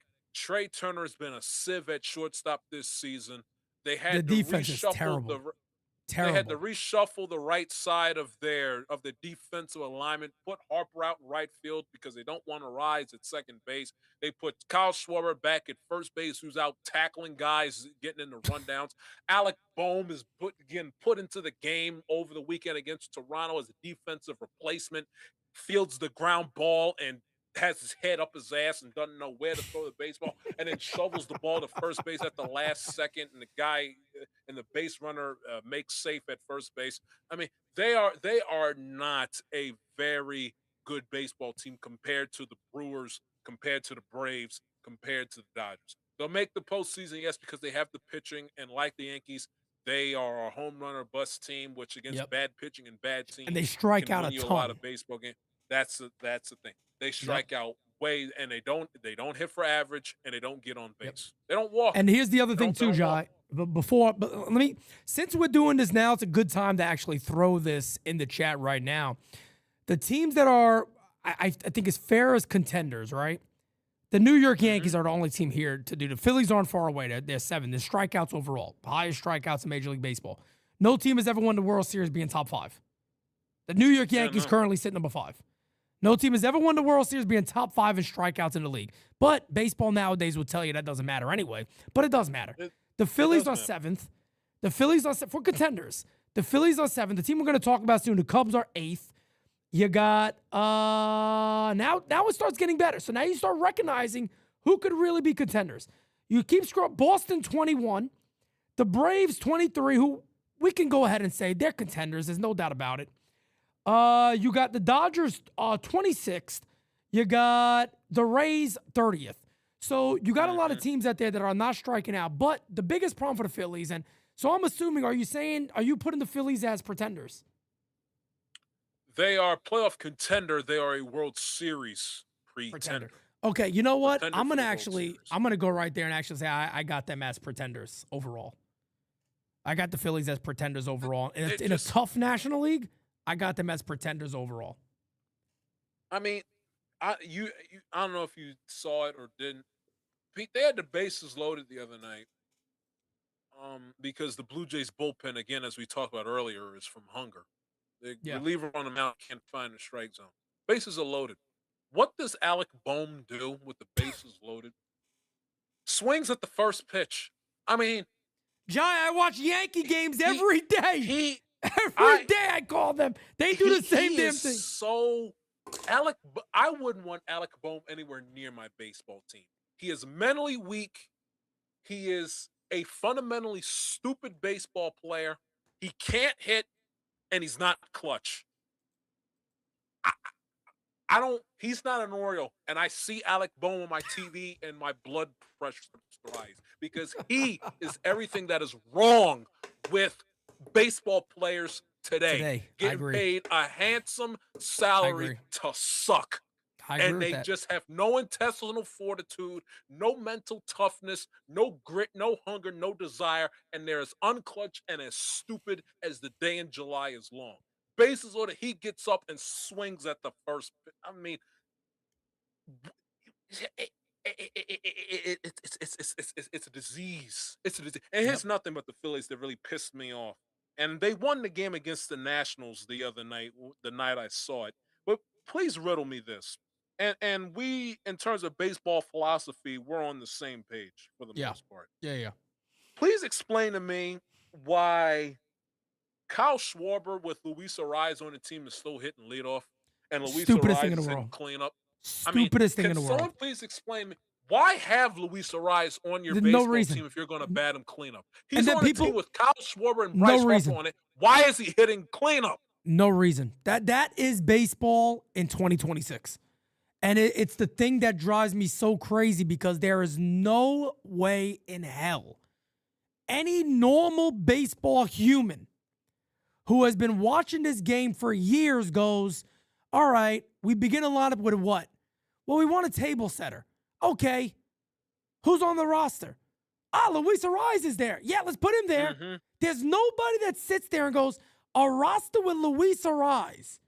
We're going to put one of the best RBI power machines in baseball leadoff instead of the guy that's supposed to get on base for him. It's so stupid. Like, but let's switch that up. It's so counterproductive because even if you want, I like to, with my thinking, I like to bring it down to their level where the goats can get it. If you're of the philosophy of the 3-run home run and just outslug everybody and hit the ball out of the ballpark. I know exactly where you're going. It's Bingo. it's basic math. If I'm playing in a postseason game and Kyle Schwarber hits leadoff and he has a 2-homer night, there's a good chance I can still win that baseball game by 3-4 runs. Hell, Yeah. in spite of Kyle Schwarber having a 2-homer night. Yep. Because if I score more than 2 runs, solo homers ain't gonna kill me. That's right. But if I bat Kyle Schwarber fourth and he's up to bat with the bases loaded, or 1 runner on, or in a perfect scenario, 2 runners on, what's going to kill me more? The Kyle Schwarber 2-homer game where he hits 2 3-run home runs, or has a 3-run home run and a 2-run home run and combines for 5, 6 RBIs, or the 2-homer game where he only has 2 or 3 RBIs because there wasn't anybody on base at the time he hit the home run. I mean, it is ass backwards baseball logic. Yep. It makes you have a team with Schwarber and Harper on it, and Luis Ariz is hitting behind those two. Yep. Why have him Yep. on the team if you're going to Well, bat him think behind about Schwarber this and too. Harper? Exactly. And that is the mindset of a lot of look, Brian Cashman said in the offseason too. They were like, don't you want to get more average? He goes, yeah, but in the postseason you win with the long ball. Well, let's just say, for an example, that's the way we have to build a team. Well, isn't it the smartest thing in the world to build your team around a guy like an Aaron Judge hitting third, and then you got a guy that can get on base, 37% of the time, leading off, and that can hit you over 3. Why would you consider anything else? Because what are you expecting? Your 7, 8, and 9 guys to get on for him all the time. That's not the way a lineup is meant to work. How great would it be for the Yankees this postseason? For an example, Cam Schlittler on the mound, Garrett Cole on the mound, Max Fried in the first inning. You're up 2 or 3-0 because Aaron Judge hits a 2 or 3 run home run. Mm-hmm. How much better is that for you? But instead, you might have him batting second. Guy pops up, like you said. Judge goes 2 for 4 that day with 2 solo homers. The Yankees lose 5-2. It's like the 2 homers is like spitting in the ocean. And here's the thing: why are you counting on by doing that? Why are you hanging your hat on Schwarber and Harper's second or third or fourth at bat of the game for them to do damage with that philosophy? Well, Bingo. we count on our 7, 8, 9 guys getting on base, but why are you conceding the first time through the order? Why are you conceding your first 3, first 4, first 5, 6 at bats of the night? Why? Yep. Especially in a postseason series where the game kind of it truncates a little bit in terms of the moments that you have to score, especially with runners on base. It makes no sense. You want your better hitters early on in the game, in the first inning especially. You want them to have an opportunity to strike first and draw first blood.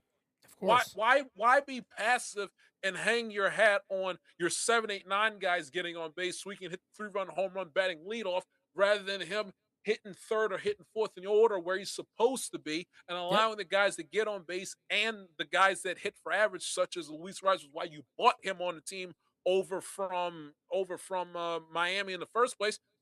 Or San Francisco. Was it San Francisco or Miami? I forget. But you get the point. Yeah. You brought him on a team over here to be it defeats the purpose. Yeah. It defeats the purpose. Your 4 hitters, San Francisco. I thought. Yeah. Thank you. That's why you brought him over here, not to hit insane. Up on a team that's got Schwarber on it. It's insane. The first time I saw that lineup and I saw he was batting, I'm like, Schwarber this walks. is nuts. Right, and I know Schwarber walks, but if you were to ask Kyle Schwarber and ask every single Phillies fan, and I know he walks, so he's got a solid on base percentage. Yeah, but ask him, what would you rather have? Gun to your head, you can only pick one. What would you rather have Schwarber do? Walk or hit 3-run home runs that can win you ball games? That's right. That's right. No doubt about it. No doubt about it. The Braves, contenders. I don't think there's any denying that. Yes. So that'll wrap up. Their issue is their bullpen. Bullpen's ass. And I mean, the Yankees hit them. The Yankees of all teams hit them every game. Yankees waited till that bullpen came and they hit them every game. And the Yankees had a very good chance of sweeping them. They didn't end up doing it. They didn't finish the last game. But the Braves are, no doubt about it, contenders. Reds, Tito Francona, I love you, my friend, but pretenders. Yeah.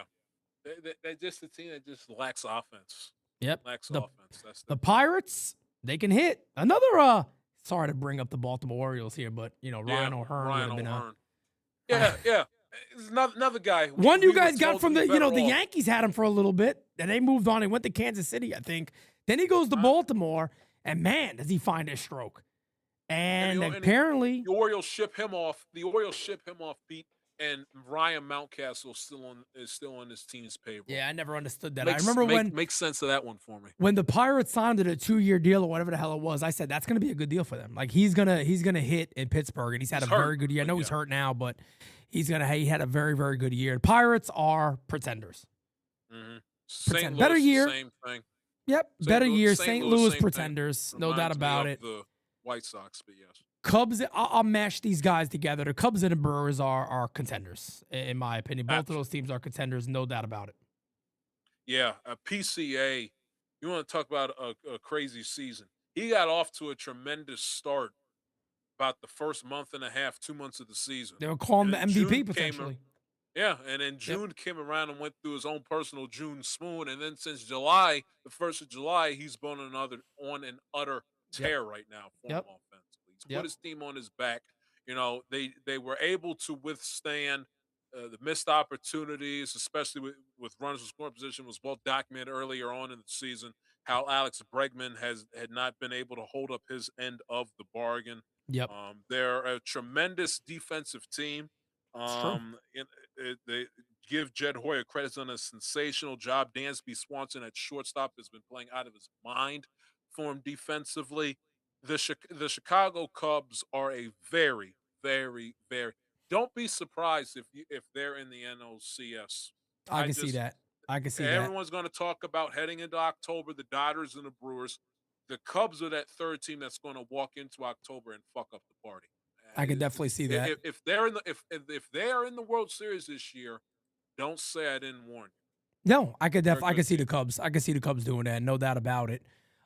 Good team, like you said, good team overall. They got a lot of good things in place. The Brewers, the Brewers are a team that now every year it feels like you kind of pencil them in the Central as the team to beat. The Miz is an animal. We know that already. He's going to be leading that charge for them. They're a contender. We know that. There just seems to be something about the Milwaukee Brewers that can they get it done in October? That's the big thing for Milwaukee all the time. Is it feels like they're a shoo-in, but they're gonna get eliminated. Like everybody knows that a team's gonna knock them out. They're gonna be gone, but they're no doubt about it a contender. They got who I believe in many ways is still about as old school / new school as it gets in their manager, who is one of my favorite managers in Major League Baseball because he's hard-nosed. He tells it like it is. He doesn't do the Aaron Boones and finds excuses for when his team plays bad. He just calls it out. He calls it out, and it's that simple. So this that team's a very, very good team. They have a sensational pitching staff. The thing with the Brewers is psychologically, when they get into the deep end of the pool against a team like the Dodgers, I think if they somehow found the Cubs in the playoffs, it would calm them down a little bit because of the familiarity aspect. Yep. But if they saw the Braves or the Dodgers in the postseason, I would not just because of the lack of experience and just that psychological piece. Because I mean, they're a very good baseball team. Yeah, definitely. Playing in October is a different animal. And no doubt about last year, the NLCS, the moment was way, way, way, way, way, way, way, way, way too big for them. Yeah, definitely. Way too big. And I always talk about Pat Murphy, and for some reason I forget his name. Then I go click, and I think of RoboCop, and RoboCop's name was Murphy, and that's what always reminds me of it. I have no idea why, but Pat Murphy, I think RoboCop, and I'm like, Pat Murphy, that's his name again. Going over to the National League West, the finals, folks. The Rockies, forget about them. That's complete garbage can material. The Giants, garbage can material. Bader, drunk driving with a scooter into fire trucks and shit. Now, if somebody tells you that story, nobody will believe that shit. You were drunk drive. You were out drinking all night. You pop up on a scooter. You already got plantar fasciitis in your foot. You said, let me go on a scooter now, drunk. You crash into a fire truck of all things. The fire truck backs up over your bad foot. You can't make this story up. No, you can't. What a moron. I mean, and look, I met the man. I met Harrison Bader. Very, very nice guy. He was eating, I think he was eating chicken marsala. And it was at a gala we were all at. And Jira goes up to him and goes, hey, Bader, can I get a picture? He was like midway. And if I did it as a guy, that's trouble. You can't do that as a guy. You can't stop a guy from eating a piece of chicken. He looked and saw it was a woman. He was like, all right, let me put the chicken down. Let me get to the picture. No problem. I'm not, by the way, if Jira did that with me, I'm eating the fucking chicken. Well, you don't care. I love my wife, but I'm eating a piece of chicken. But you don't care. I'm finishing my chicken, damn it. Chicken marsala made by an Italian is phenomenal. And that's what it was made that night by an Italian. It was phenomenal, top notch. He put that thing down to take a picture. I always respect him for that. But Harrison Bader, what the hell were you thinking? What were you thinking? And now they don't want to pay him, rightfully so. Don't give him a damn dime. No. Why should they? They didn't tell you to get on a scooter drunk driving and with a bad foot and your dumbass crashes into a fire truck. What the hell is this? My God. You couldn't make this shit up on an episode of Full House for crying out loud. The Padres. I love the Padres. I love you guys, but you're pretenders, man. Maybe if Fernando had the power stroke going, it might be a little bit of a different. Better at the plate. Right. Might have been a little different, but for me right now, I'm going to say pretender for them. Yeah, I would agree with that. Now, it's going to get interesting with the Diamondbacks. Yes. Because very interesting you team. Talked about the teams that don't strike out a whole lot. They don't strike out a whole hell of a lot. They're 29th. And they had a phenomenal series at home against the Dodgers. Phenomenal series. And let's be honest, man. Nolan Arenado had a way better year than the majority of people thought. Still a good defender at third base. Ketel Marte is the homers are there. The batting average for him isn't there this year. So that's taken a bit of a dip, but still doing his thing. Corbin Carroll got off to an unbelievable start. I mean, he got off to an amazing start. But in reality, man, he hasn't been the guy that you'd expect. I mean, a 240 batting average for Corbin Carroll, 335 on base percentage, 799 OPS. Just sitting there going, yeah, those numbers sound great, but then you remember who the guy is. And those numbers could be a lot better. Absolutely. And Pete, did you know this? I went to high school with their starting first baseman, Tyler Locklear. Did you know that? Really? Yes. Could he hit back then? Oh, yeah. He was a sensational hitter. Big guy. About 6 foot. What is he? 6'2". He's a big guy to me. Well, let me put it into perspective. When I was in high school, I was about 5'10", 5'11", 165 pounds. Right. And he was big then. Now he weight-wise, it's not even close. I'm 6'3", so I caught him in the height department. He's 6'2". I caught him in the height department. But yeah, big guy, 6'2", 235, sensational hitter. He's gotten off to a solid start for him. Only 32 at-bats, hitting 281. 1 homer, 6 RBIs, 837 on base plus slugging. Yeah, went to high school with him. Archbishop. Do I have my diploma here? I don't. Well, you know what? Stand by. Hold on. There you go, guys. Look at this. We're gonna look at the diploma here. We're gonna get a look at the diploma, folks. Here it is. Let's wait. Oh, he got to find a diploma now. You can't tell us that and not show it. No, hold on. I got the high school diploma, and then I don't know if he's going to show because he graduated. He graduated a year before I did. Okay. So I don't know if he's in the yearbook. I could look and see. All right, we even got the yearbook breaking out here. It's unbelievable. Yeah. Well, since I got it, you want to see my yearbook photo? Let's see it. Why the hell not? We're here. I'll see it. Yeah, guys, you want to see the yearbook photo, Jai? Let's see it. Come on. 2020. Hard to believe it was 60. Pete, what year did you graduate high school? Oh, my God, please. I got no idea. I got no clue. Let me see. Let me Do the math. figure this out. Let me do the math. Yeah. 37 minus 21. So that's what? Oh, Oh, 304. it might have no. Yeah. No. 04, I believe. I think 04 is right.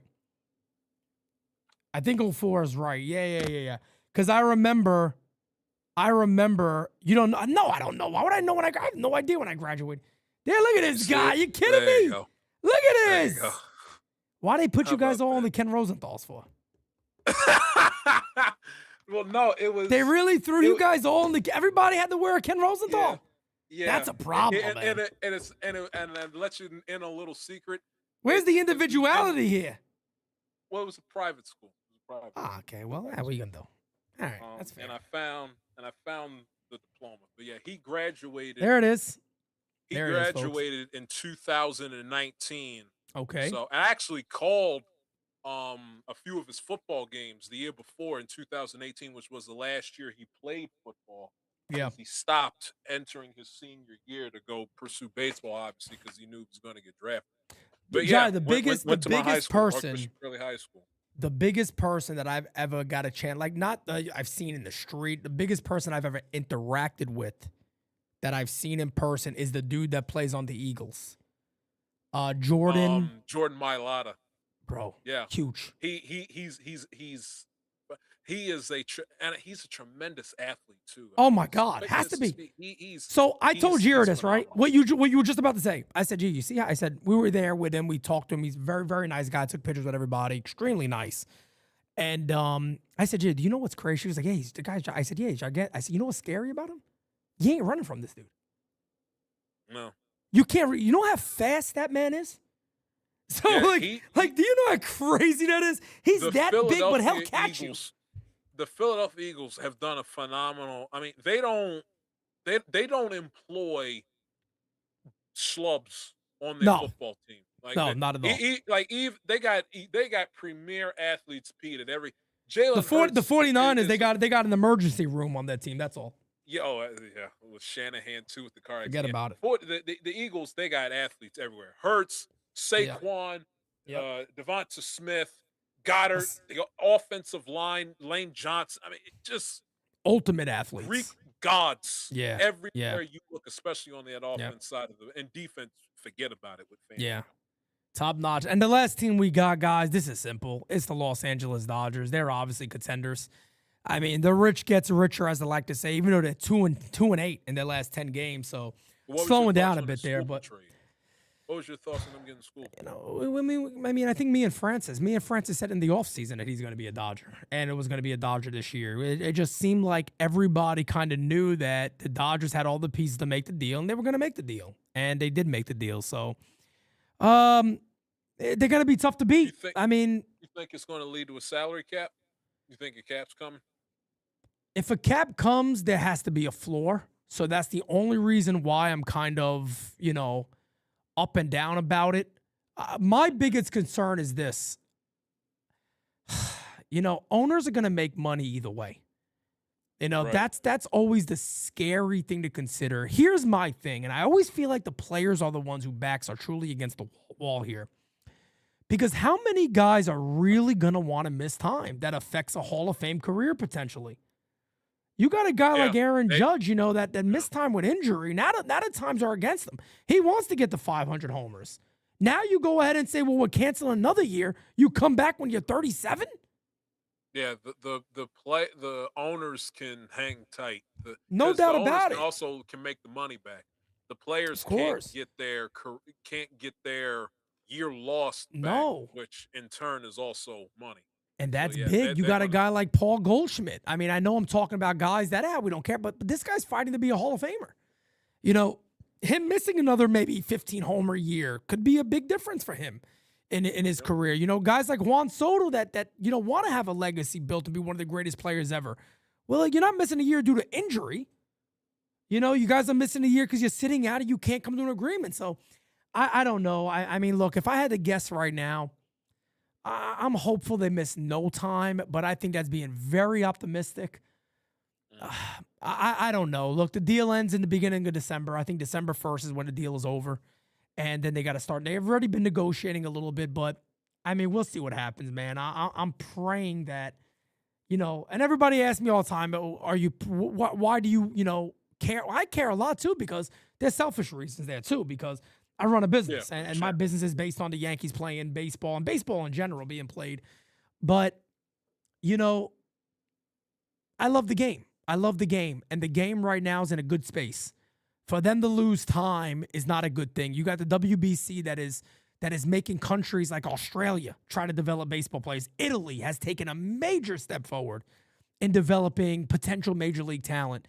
It's been good for the game. Baseball is a sport that is now getting outside of America and Latin America and moving across the globe. And that is a good thing. And the last thing you can have right now is to say, why are they not playing ball? Well, the players and the owners can't come to an agreement. That is horrifying for Major League Baseball right now. And what's going to kill them if you don't have a 2027 season and they resume in 28, it's in 2028, don't you? The Olympics. Yep. Here in LA. Yep. And there's supposed to be baseball involved. Which is going to kill them. I mean, it's a scary thing to think about. I'm trying my best to remain optimistic about it and say, nah, they'll agree on something. These guys are going to want to play ball. But we even saw last time when it started to eat into the year or eat into spring training at least. And, what's the chance of it happening now? There's apparently been reports of certain owners saying, hey, look, man, we're ready to sit there and say there's going to be no season at all.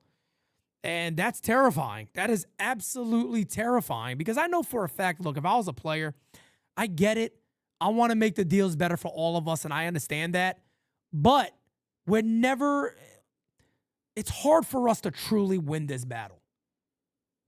And I know what people will say, but let's be honest here. They should try to get them both. And I'm not saying you simply just bend over and say, okay, that's it. Give the owners whatever they want. No, fight for the things, and I get that, and you should. But I'd have a tough time being a player, and I really care about my legacy, and I care about my career, and I want to be remembered as a great ball player, to simply say, hey, guys, I'm approaching my out of my prime. I'm in my mid-30s now. I got a Hall of Fame career on the line here. I could do with missing the year. No, I really can't. That's tough. Yeah. That's tough. And it's just, it is going to be that internal struggle within the union too. Definitely. It's interesting to see. It's going to be that internal struggle. I could not believe, because I told you I wanted to kill this manager before we said goodbye. Oh yeah, go ahead, please. First of all, did you know on deadline day last Monday, so the Orioles were off. Do you know where he was on deadline day last week? I remember you told me. Was it at a football game? He was he was at a Ravens training camp practice. That's what it was. Yeah. Watching 7-on-7s with his family. Well, I can't eat and I can't function as the face of the franchise is about to get shipped up to the hottest team in baseball. And he's out there watching Derrick Henry go through his running back drills and seeing Lamar and Zay Flowers participate in 7-on-7s. I mean, you have got to be kidding me. You got to be kidding. It never. And I'm going to read to you because I haven't heard this. I came across this tweet right when we came on the air. This was because they keep on batting the feckless disaster and Gunnar Henderson leadoff every single day. It's literally Anthony Volpe 2.0 with the Orioles, folks. I kid you not. Forget taking him out of the lineup. They're hell bent on batting him leadoff every single night. I'm gonna read to you what he said when he was asked why are the Orioles continuing to bat Gunnar Henderson leadoff. This is what this elf said. Yeah, and keep that up while I'm gonna leave this on so you can see it. Yeah, he's got to go. That's the biggest thing. Not many teams have a Gunnar Henderson, and we do. He said that with a straight face. My God. He's not. See, that's the things with managers you can't say when your player is performing the way he's performing. That's my beef with managers. Not many. I need the camera just for 30 seconds. Go ahead. Because not many teams have a Gunnar Henderson, and we do. Yet the teams that don't have a Gunnar Henderson, Craig Albanese, they're contending for the postseason. The Dodgers don't have a Gunnar Henderson. They have a Mookie Betts. Look where they're at right now. Back-to-back World Series champions. Yeah, the Brewers don't have a Gunnar Henderson. The Cubs don't have a Gunnar Henderson. They have someone better, a former champion in Dansby Swanson. So the idea that we have Gunnar Henderson. I'll continue. The stats one more time for me, Pete, please. Yep, For Gunnar gotcha. Henderson, and we do. And Gunnar has been struggling for the results, but the but the but the process has been great. Ah, there it is. There's the great process. The process, right? The process, which has brought a 213 batting average, a 293 on base percentage, an OPS of 676. I mean, you can't. Who leads the league in errors, by the way, and is top 5, top 3 on the team in strikeouts. I shall continue. But for us to get where we need to go, Gunnar Henderson has to be Gunnar Henderson. Well, he's been Gunnar Henderson. That's your damn problem, which is why you're in 4th place. We have all the faith in the world because his at-bat quality has been outstanding. Pete, the stats one more time. And while you put the stats up, I'm going to read to you what Gunnar Henderson's recent weeks worth of games have been. Okay, his at-bat quality has been outstanding. Ladies and gentlemen, those who are watching around the world, Gunnar Henderson in his last 30 games is hitting a $168 with 31 strikeouts. My God. He has a 275 on base, 283 slugging, 2 home runs, 8 RBIs. His last 15 games, it gets worse. His last 15 games is hitting 120, 290, 220 with 14 strikeouts, 1 homer, and 3 RBIs. In his last 7 games since he hit the triple off of Kirkering in the Phillies game 10 days ago, in his last week's worth of games, he's hitting 0-53 God. with a 0-53 slugging. My God. Now he's walked, hallelujah, 1 hit in his last 19 at-bats. The Orioles yesterday, Pete, scored 10 runs on 15 hits and hit 4 homers, and Gunnar Henderson went 0 for 4 with 2 strikeouts. Wow. I shall continue because he's not done. He's not done. He's been getting walks because that's what he wants $500 million for. Boris shaking every single front office in baseball down because he walks. This is a guy that finished that won the American League Rookie of the Year in 2023, right. But now all of a sudden walking is a big accomplishment. Yeah, it's called moving the goalpost when a guy's bad. That's what that is. That's exactly what that is. And he's been hitting the ball hard. Really? So we're now giving out participation trophies and hanging banners for hitting the ball hard. Yep. I swear to you, this hitting the ball hard exit velo shit, I've had it. I've had it because all it is just a bullshit fodder word or phrase for he's putting the ball in play, but he's still making out. So I shall continue. Now it's just finding some open area of the field. Oh, really? So we're going to keep having Gunnar in the leadoff spot because he's a game-changing player. So 475 at bats in. Yeah. He just needs to start finding some holes. Okay. Yeah. In the penultimate month of the season, now all of a sudden he's going to start hitting. And I've kept track of your ESPN ticker at the bottom. Perfect timing. There it is. Right on time. 7-3, bottom of the 8th inning. Gunnar Henderson, 0 for 3 on the night. Let me see what he is. Hitting 212. Hitting 212. He's Anthony Volpe, folks. And then he got asked the follow-up question after that dribble.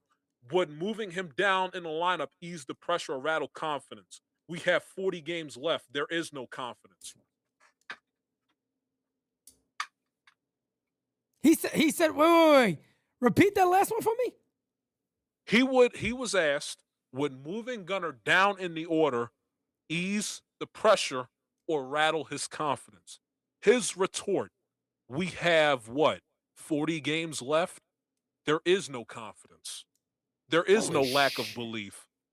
Our best players have to go out and play and perform, and we want Gunnar to get as many at bats as he can, Oh to yeah, the this is definitely detriment Aaron of Boone. your baseball team, This is to the definitely Aaron Boone. literal detriment of you. So let me get this straight. You're willing to bat an automatic out, lead off for the remaining 40 games of a disgusting, decrepit sub 500 season at the detriment of your baseball team. To the detriment of your baseball team. Yep, You're that's willing Boone. to pencil in leadoff on a day in, day out basis, an utter liability Yep, for his own personal feelings, that's Aaron essentially. Boone. That is literally Aaron Boone all day. You can't make this up. And this is on top of this manager. He must think he's Mike Brown, where he's got to get Jose Alvarado and Mitchell Robinson into the game off the bench with his second and third. There's not a game, Pete, that goes by. I don't give a damn if they're winning 20-0. There's not a game that goes by where this manager refuses the desire from within to get Yeah. his bench players in the game. Yep. Every single time and when he does it, it makes no damn sense, and it's the wrong move at the wrong time. He can't manage a bullpen for anything. My birthday, I'm in a great mood. My mother made me a nice steak and crab cake meal for my birthday. I'm in a Nice. blissful mood. Pete Alonso, Samuel Basal's hitting the ball out of the ballpark. They got a 5-0 lead against the Toronto Blue Jays, and it literally goes to hell in a handbasket in 5 seconds because Trevor Rogers hit the wall and Albanez leaves them out there leaves them and hangs them out to dry, and the Orioles lose the game. I mean, it never, ever, ever, ever, ever By the ends with way, this not guy. the He not doesn't the take a shred of accountability for anything. not to bother Anything. you on this, but the Orioles just gave up more runs, I believe.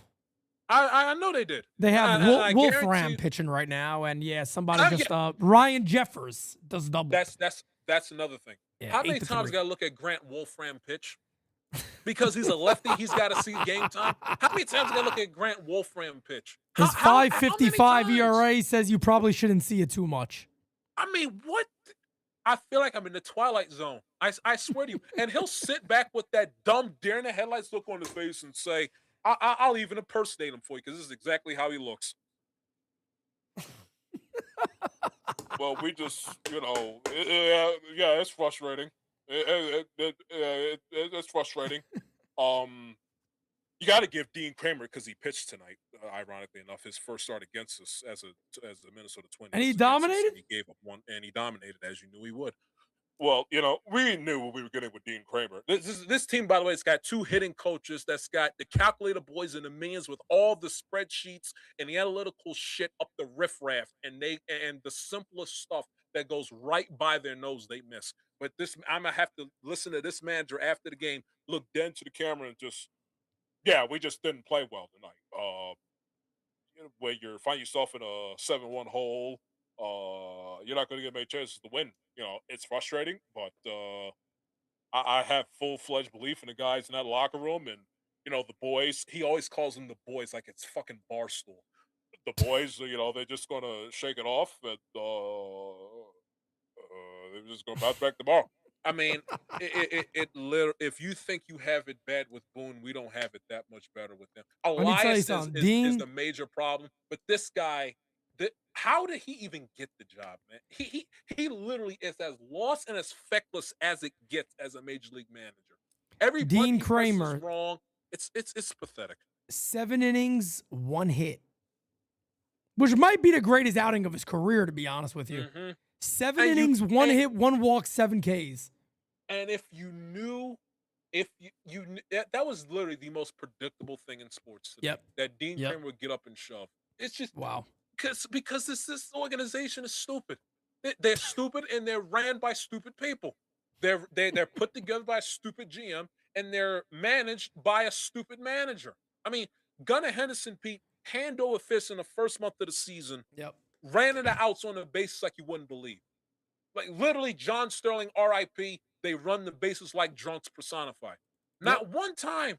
Not one time did Craig Albanez yank him off the field and bench him in game, and not one time did the day after did Gunnar Henderson find himself on the bench. He runs into outs on the bases. He gives away free outs on defense. He is a stiff with the glove.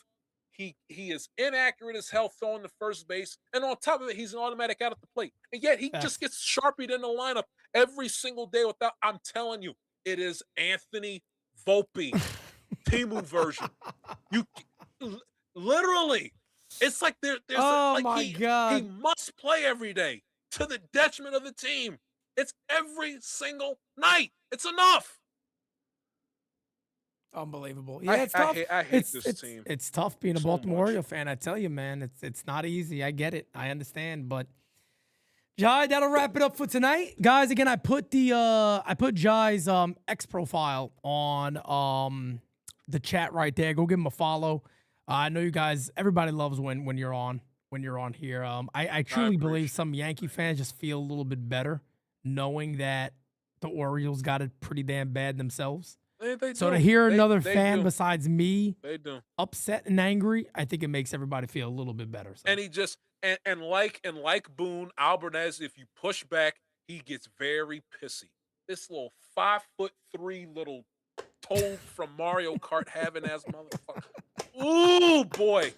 You do not, let me tell you something, Pete. You do not want me in the media room interviewing him after the game. No, you wouldn't be able to. You don't want it, man, because he is so full of shit, man. They all are. It's disgusting. They all are. And the crazy thing is, I say it all the time. 2.0.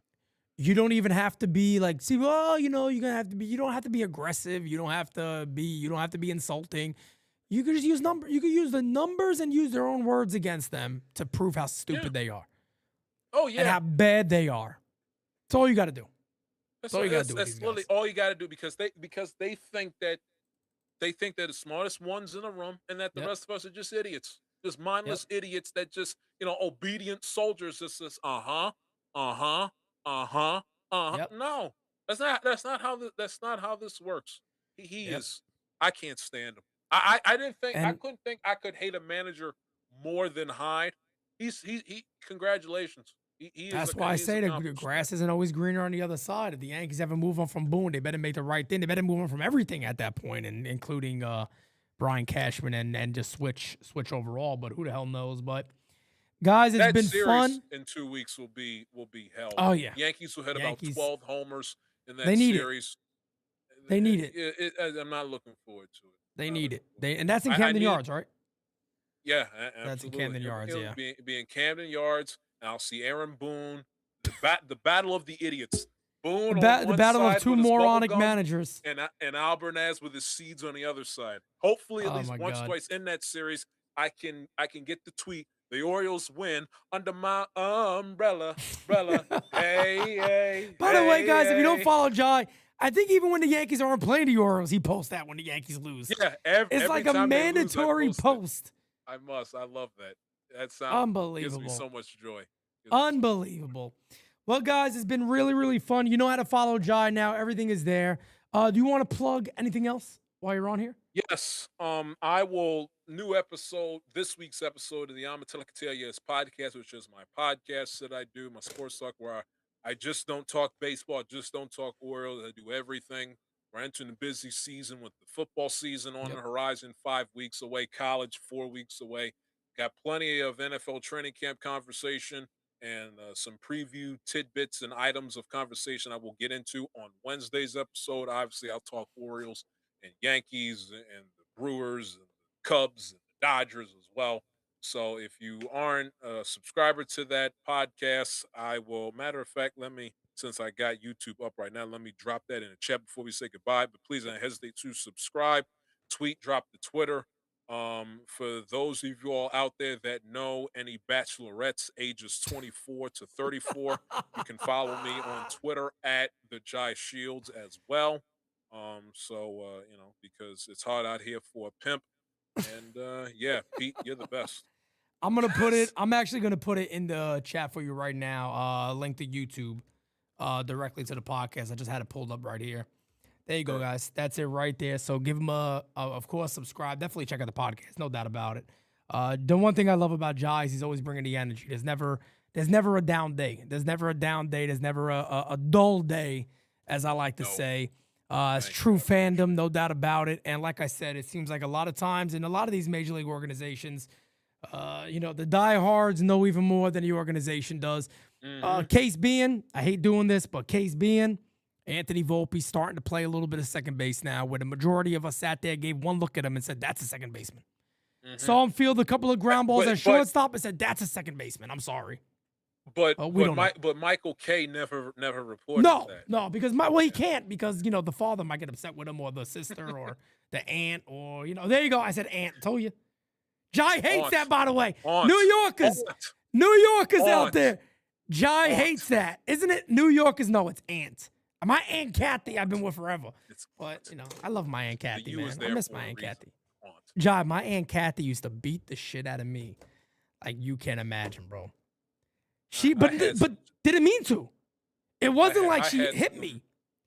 My Aunt Kathy would be the one that would be like, "Oh my God, he got so big," and then she slap your face. Oh, look at him, and just start slapping the shit out of you, and then make you a plate of pasta, and everything was all right. My trifling ass aunts didn't even pass the collection plate at church, let alone make me a plate of fucking pasta. Boy, Pete, don't get me started. Don't get me started. I had you want to talk some trifling aunts. I had some trifling aunts. I tell you what, haven't we all? Yeah. There's one that I'll be honest, there's one I never met. It's my mom's sister. My mom just calls her a fat cow. And she's like, you can't stand her. I'm like, I never met this woman.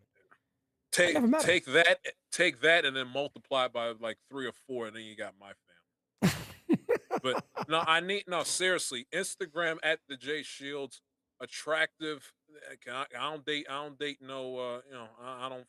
You see this face? I can't be sharing this face with with gremlins. All due respect. So 24 to 34, 24, 35.